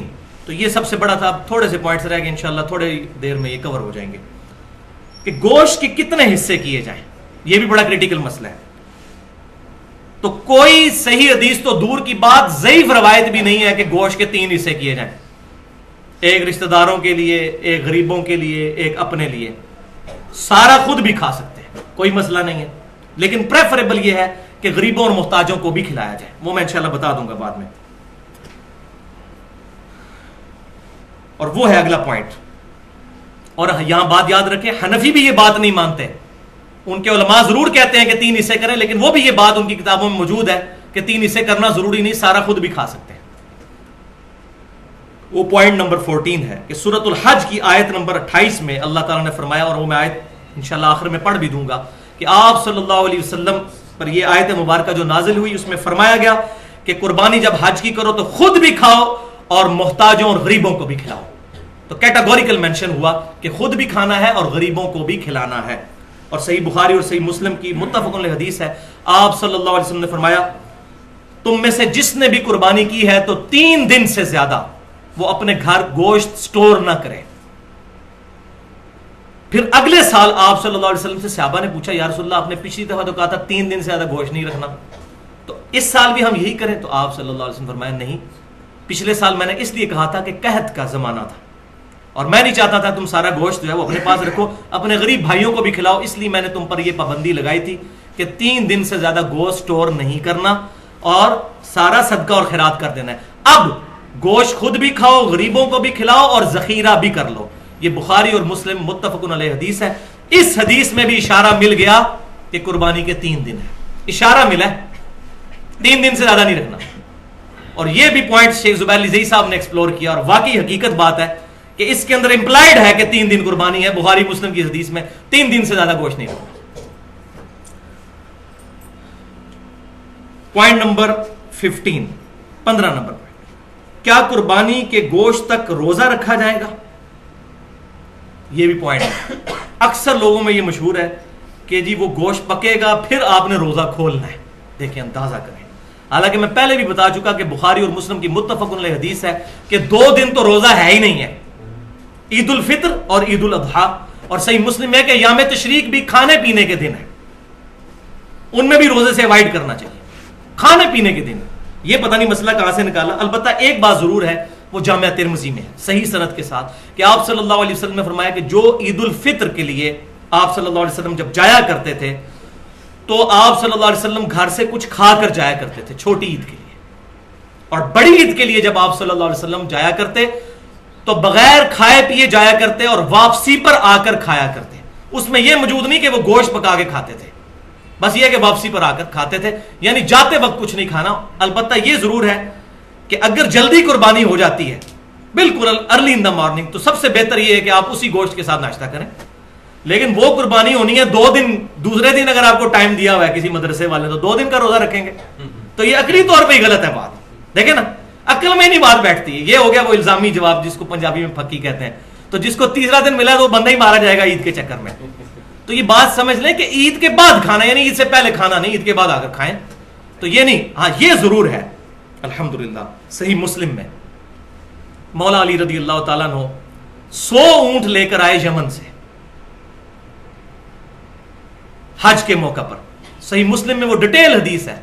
یہ وہی حدیث ہے 2950 نمبر حدیث جس میں حجۃ الوداع کا حضور کا خطبہ بھی ہے. میں اپنے بعد تم میں وہ چیز چھوڑ کر جا رہا ہوں، اگر مضبوطی سے پکڑ لیا کبھی گمراہ نہیں ہو گئے. وہ اللہ کی کتاب ہے. صحیح مسلم میں اللہ کی کتاب. جابر بن عبداللہ رضی اللہ تعالیٰ عنہ سے روایت. پھر جابر بن عبداللہ کہتے ہیں کہ سیدنا علی 100 اونٹ لے کر آئے. نبی صلی اللہ علیہ وسلم نے اپنے مبارک ہاتھوں سے 63 اونٹ قربان کیے، اور اس میں اشارہ موجود تھا کہ یہ آپ کا آخری سال ہے، کیونکہ 63 سال ہی آپ کی زندگی ہوئی. آپ نے پوری زندگی کی قربانیاں ایک دفعہ کی 63 اونٹ. یہ تو بعد میں پتا چلا نا. اور بخاری اور مسلم میں حدیث ہے بڑی رکت والی. صحابہ کہتے ہیں حضور ہم میں موجود تھے اور ہم کہا کرتے تھے یہ حجۃ الوداع ہے، یہ واو پہ زبر ہے، ودا نہیں لفظ ہوتا حجۃ الوداع، لیکن ہمیں اس وقت نہیں پتا تھا ہم اسے حجۃ الوداع کیوں کہتے ہیں، حالانکہ الوداع ہی تھا، تو بعد میں پتا چلا یہ حجۃ الوداع کیوں ہے، آپ صلی اللہ علیہ وسلم کا وہ آخری سال تھا۔ تو حجۃ الوداع کے موقع پر آپ صلی اللہ علیہ وسلم نے 63 اونٹ اپنے مبارک ہاتھوں سے قربان کیے، اور پھر 37 اونٹ سیدنا علی کو کہا کہ تم قربان کرو، تو سیدنا علی نے وہ 37 اونٹ قربان کر کے 100 کا ہنسا پورا کیا۔ پھر جابر بن عبداللہ کہتے ہیں آپ صلی اللہ علیہ وسلم نے حکم فرمایا کہ ہر اونٹ میں سے ایک ایک گوشت کی بوٹی لی جائے، 100 اونٹوں میں سے، اور پھر اس کو ایک دیگ میں پکایا جائے، یعنی 100 اونٹوں کی ایک ایک بوٹی لے کر وہ پھر دیگ میں پکائی گئی، پھر گوشت اس کا تیار ہوا، تو جابر بن عبداللہ کہتے ہیں پھر ان دونوں نے بیٹھ کر کھایا، کس نے؟ نبی صلی اللہ علیہ وسلم اور سیدنا علی رضی اللہ تعالی۔ تو لیکن یہاں پر یہ کریٹیکل مسئلہ بھی سمجھ لیں کہ اونٹ کا گوشت کھانے سے وضو ٹوٹ جاتا ہے، یہ صحیح مسلم میں حدیث ہے۔ آپ صلی اللہ علیہ وسلم نے پوچھا گیا یا رسول اللہ صلی اللہ علیہ وسلم ہم بکری کا گوشت کھا کر وضو دوبارہ کریں؟ فرمایا مرضی ہے، کر لو ٹھیک، نہ کرو تو کوئی حرج نہیں۔ پھر پوچھا اونٹ کا گوشت کھا کے، فرمایا کہ اونٹ کا گوشت اگر کھاؤ تو پھر وضو دوبارہ کرو۔ اس میں وہ جو ایک عجیب سا قصہ مشہور ہے کہ وہ کسی صحابی کی ہوا خارج ہو گئی تھی، تو آپ سے فرمایا جس نے اونٹ کا گوشت کھایا وہ جا کے وضو دوبارہ کرے، وہ روایت کوئی ثابت نہیں ہے، اس میں تو واضح صحابی خود پوچھ رہے ہیں کہ بکری کا گوشت کھا کے، فرمایا نہیں کرنا، اونٹ کا گوشت فرمایا کرنا ہے۔ تو اونٹ کا گوشت کھانے سے وضو ٹوٹ جاتا ہے۔ وضو، غسل، تیمم اور طہارت کے مسائل پر میری پوری گفتگو ہے اہل سنت پاک.com پر، مسئلہ نمبر 42 کے نام سے 2 گھنٹے اور 20 منٹ کی، اس میں نے ڈیٹیل کے ساتھ احکام بتائے ہیں۔ اب الحمدللہ 5-7 منٹ میں یہ آخری 2 پوائنٹ کور ہوں گے اور ہماری یہ گفتگو الحمدللہ کنکلوڈ ہو جائے گی۔ Point number 16، second last point, کھال کا مصرف کیا ہونا چاہیے؟ کیونکہ کھال تو بڑی مصیبت بن گئی ہے۔ پہلے تو خالی مولوی لڑتے تھے کھالوں کے لیے، اور ان کا بس چلے تو آپ کی کھال بھی عید والے دن اتار کے لے جائیں اور جا کے اس کو بیچ کے تو اس سے جو ہے چندہ اکٹھا کریں۔ لیکن اب سیاسی جماعتیں بھی میدان عمل میں اتر آئی ہیں، خصوصاً کراچی شہر کے اندر تو عید قرباں پر قتل ہو جاتے ہیں کھال کے چکر میں۔ وہ 1,500-2 ہزار کی کھال ہوتی ہے اور بندہ مار دیتے ہیں، یہ کھال ہم نے لے کے جانی، وہ کہتے ہیں ہم نے لے کے جانی۔ پھر ایک ایک مکتبہ فکر میں، بریلویوں میں، دیوبندیوں میں، اہل حدیث، اہل تشیع میں، ان میں بھی جتنی پارٹیاں بنی ہیں وہ آپس میں کھال کے پیچھے لڑتے ہیں۔ اور بعض لوگ تو بےچارے صرف اس لیے 2 قربانیاں کرتے ہیں کہ ایک پارٹی کو ایک کھال دیں گے، دوسرے کو دوسری، تاکہ دونوں خوش رہیں۔ ٹھیک ہے، یہ بالکل حقیقت ہے، اور یہ سارا مسئلہ جو ہوا ہے نا وہ ہوا ہے فتنہ مال۔ میں پھر ریپیٹ کروں گا، مسئلہ نمبر 51، 1.5 گھنٹے کی گفتگو، رزق حرام، فتنہ مال اور دنیا پرستی کا انجام اور اس کا علاج۔ آج تک کسی بندے نے رزق حرام پہ یہ گفتگو نہیں کی ہے، کیوں؟ کہ وہ پرٹیکولر آیات ہے ہی علماء کے بارے میں ہے کہ یہ حرام خور ہے، وہ ساری آیات میں نے پیش کی ہیں۔ امت کے بارے میں تو بعد میں ہے، جامع ترمذی میں صحیح حدیث ہے، ہر امت کا ایک فتنہ اور میری امت کا فتنہ مال ہے، تو میں نے ڈیٹیل کے ساتھ اس میں بیان کیا ہے۔ تو صحیح بخاری اور صحیح مسلم کی متفق علیہ حدیث ہے اس کھال والے کانٹیکسٹ میں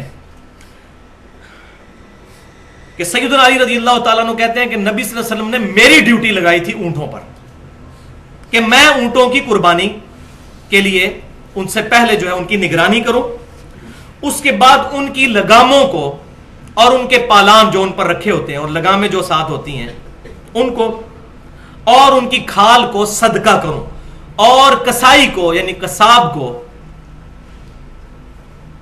اس کی اجرت نہ دوں کہ اس کے کھال اس کے حوالے کر دی جائے کہ یہ اجرت ہے تمہارے قربان کرنے کی، اپنی طرف سے اجرت دو۔ یہ آپ صلی اللہ علیہ وسلم کی حدیث صحیح بخاری اور صحیح مسلم میں ہے۔ سیدنا علی کو آپ صلی اللہ علیہ وسلم نے کیٹاگوریکل مینشن کیا کہ اس کے ساتھ جو رسی لگی ہوئی ہے، لگام بھی لگی ہے، پالان بھی لگا ہوا ہے، جو جو چیزیں اونٹ کے ساتھ ہیں اس کی کھال یہ تمام صدقہ ہوں گی، اور اس کا مصرف وہی ہوگا جو گوشت کا مصرف ہے، یعنی خود بھی استعمال میں لا سکتے ہیں کھال کو۔ وہ صحیح مسلم میں حدیث ہے کہ آپ صلی اللہ علیہ وسلم نے کھال اپنے ذاتی استعمال میں لانے کی بھی اجازت مرحمت فرمائی ہے، یعنی گوشت بھی ہم استعمال کر سکتے ہیں، کھال بھی۔ اس وقت صحابہ کرام علیہم رضوان گھروں میں مسلح بنا لیا کرتے تھے کھالوں کا، ڈول بنا لیا کرتے تھے اس چمڑے کا، خود استعمال کر سکتے ہیں۔ اب مصرف کیا ہے اس کا؟ تو بھائیو پہلا مصرف تو یہ ہے کہ غریب رشتہ داروں کو صدقہ اور خیرات کیا جائے، کیونکہ قرآن پاک میں سب سے زیادہ زور جو ہے وہ رشتہ داروں سے حسن سلوک ہے۔ اس کے بعد جو جو بھی لوگ دین کے لیے کام کر رہے ہیں یا این جی اوز ہیں، مثال کے طور پر عیدی ویلفیئر ٹرسٹ والے ہیں، شوکت خانم والے ہیں، اسی طریقے سے الخدمت فاؤنڈیشن ہے جماعت اسلامی کی، وہ ہیں، اسی طریقے سے فلاح انسانیت جماعت الدعوہ کی ایک ونگ ہے جو یہ کام کر رہے ہیں. تو جو بھی خدمت خلق کے لیے کام کر رہا ہے ان کو بھی دے جا سکتی ہے کھال، الحمدللہ، اس میں کوئی مسئلہ نہیں ہے. پوائنٹ نمبر 17، آخری پوائنٹ، اور یہ خصوصاً بیرون ملک مقیم مسلمانوں کے لیے، کیا غیر مسلم کو قربانی کا گوشت دیا جا سکتا ہے یا نہیں؟ انشاءاللہ میری علم کے حد تک اب کوئی مسئلہ ایسا نہیں جو میں نے ایڈریس نہ کیا ہو. تو یہ مسئلہ بھی اب سمجھ لیجئے کہ قرآن پاک میں کیٹاگوریکل یہ سٹیٹمنٹ ہے. سورۃ الحج آیت نمبر 28، بسم اللہ الرحمن الرحیم، فَكُلُوا مِنْهَا وَأَطْعِمُوا الْبَائِسَ الْفَقِيرَ. تو جب یہ قربان کر چکو جانور تو اس میں سے خود بھی کھاؤ اور محتاج غریبوں کو بھی کھلاؤ. اب اس میں غریب مسلمان ہے یا غیر مسلم، اس کی کوئی تفریق نہیں، اور نہ ہی کسی حدیث کے اندر یہ تفریق آئی ہے. تو اپنی طرف سے شریعت سازی کرنے کی ضرورت نہیں، بلکہ تالیف قلب کے لیے، جس طرح ہمارے پاکستان انڈیا میں بعض اوقات ہمارے گھروں میں کام کرنے والے کرسچنز ہوتے ہیں، ان کے تالیف قلب کے لیے دیا جائے تو بہت زیادہ ثواب ہے. لہذا غیر مسلم کو قربانی کا گوشت دینے میں کوئی حرج نہیں ہے اس آیت کے تحت. الحمدللہ اس پہ اہل سنت کے تینوں گروہ، بریلوی، دیوبندی اور اہل حدیث اور اہل تشیع بھی متفق ہیں. بعض ہمارے جو بریلوی اور دیوبندی علماء ہیں انہوں نے تھوڑی سختی کی ہے کہ نہیں، یہ چونکہ واجب عبادت ہے، ہاں صدقے والی عبادت ہو تو آپ دے سکتے ہیں، واجب عبادت میں نہ دیں. لیکن ان کے پاس ماشاءاللہ دوسرا ٹول بڑا اچھا ہے، وہ کہتے ہیں جی ہیلا کر لیں کہ آپ کے پاس جو دوسرے رشتہ داروں کا گوشت آیا ہے وہ آپ کرسچنز کو دے دیں، اپنا نہ کرسچنز کو دیں. ماشاءاللہ ماسٹر ہے نا اس کام کے. تو ان کے نزدیک بھی پتہ ان کو بھی ہے کہ اس کا وہ حال تو نکالنا ہے کہ کرسچنز کو دینا ہے. اب ظاہر ہے ہمارے ادھر کتنا غریب طبقہ ہے، تو وہ کہتے ہیں آپ کے گھر جو باقی رشتہ داروں کا گوشت آیا ہوا ہے نا وہ آپ کرسچنز کو دے دیں، اپنا والا کسی مسلمان کو ہی دیں. لہٰذا اس بات کی کوئی جو ہے وہ دلیل ان کے پاس نہیں ہے.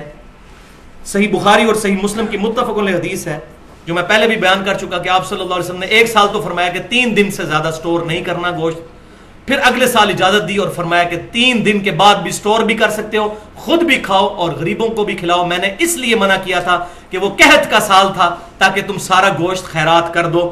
لہٰذا اس کے تحت اجتہادی یہ مسئلہ نکلتا ہے کہ آج بھی ہماری گورنمنٹ آف پاکستان اگر کوئی قحط والا معاملہ ہو جائے یا کوئی نیچرل ڈیزاسٹر ہو جائے، جیسا کہ کبھی زلزلہ یا سیلاب آ جاتا ہے، تو گورنمنٹ آف پاکستان اگر ایک ایگزیکٹو آرڈر یہ جاری کر دے کہ جو قربانی کا گوشت ہے بس تھوڑا سا اپنے گھر میں رکھیں اور باقی سب گورنمنٹ کے پاس جمع کروائیں تاکہ ان غریب لوگوں تک پہنچایا جائے، تو یہ بالکل جائز ہے، یہ کیا جا سکتا ہے ایگزیکٹو آرڈر کے طور پر. تو اور الحمدللہ یہ کام کر رہے ہیں، ہماری جو تنظیمیں جتنی کام کر رہی ہیں، چاہے عیدی والے ہوں یا اس طریقے سے الخدمت فاؤنڈیشن والے ہوں یا فلاح انسانیت جو جماعت الدعوہ والوں کی ہے، ان سے ہمارا اختلاف اپنی جگہ جو ہے، لیکن جو اچھی بات کسی کی بھی اس کی تعریف کرنی چاہیے. تو یہ جتنے لوگ یہ کام کر رہے ہیں یہ وہی کام تو کر رہے ہیں. اور میں الحمدللہ میں بھی یہ پچھلے کئی سالوں سے قربانی ڈائریکٹ انہی لوگوں کو ہی دیتا تھا، گھر میں نہیں، کہ جو لوگ زلزلہ زدگان کو یا اس طریقے سے سیلاب زدگان کے لیے وہاں قربانی کرتے تھے اور ان کو سارا تقسیم کر دیتے تھے. تو لہٰذا یہ معاملہ ہو سکتا ہے، اس کی اجازت ہے. تو یہ الحمدللہ ایشوز جو ہے سارے قربانی کے حوالے سے کنکلوڈ ہوئے. اللہ تعالیٰ سے دعا ہے جو میں نے حق بات آج کہی ہمارے دلوں میں راسخ فرمائے، اور اگر جذبات میں میرے منہ سے کوئی غلط بات نکل گئی تو اللہ تعالیٰ ہمارے دلوں سے محو کر دے. ہمیں کتاب و سنت کو سلف کے منہج کے مطابق سمجھنے اور دوسروں تک پہنچانے کی توفیق عطا فرمائے، اجماع امت کو حجت مانتے ہوئے، اور جب کبھی ضرورت ہو تو قیاس کو جائز سمجھتے ہوئے.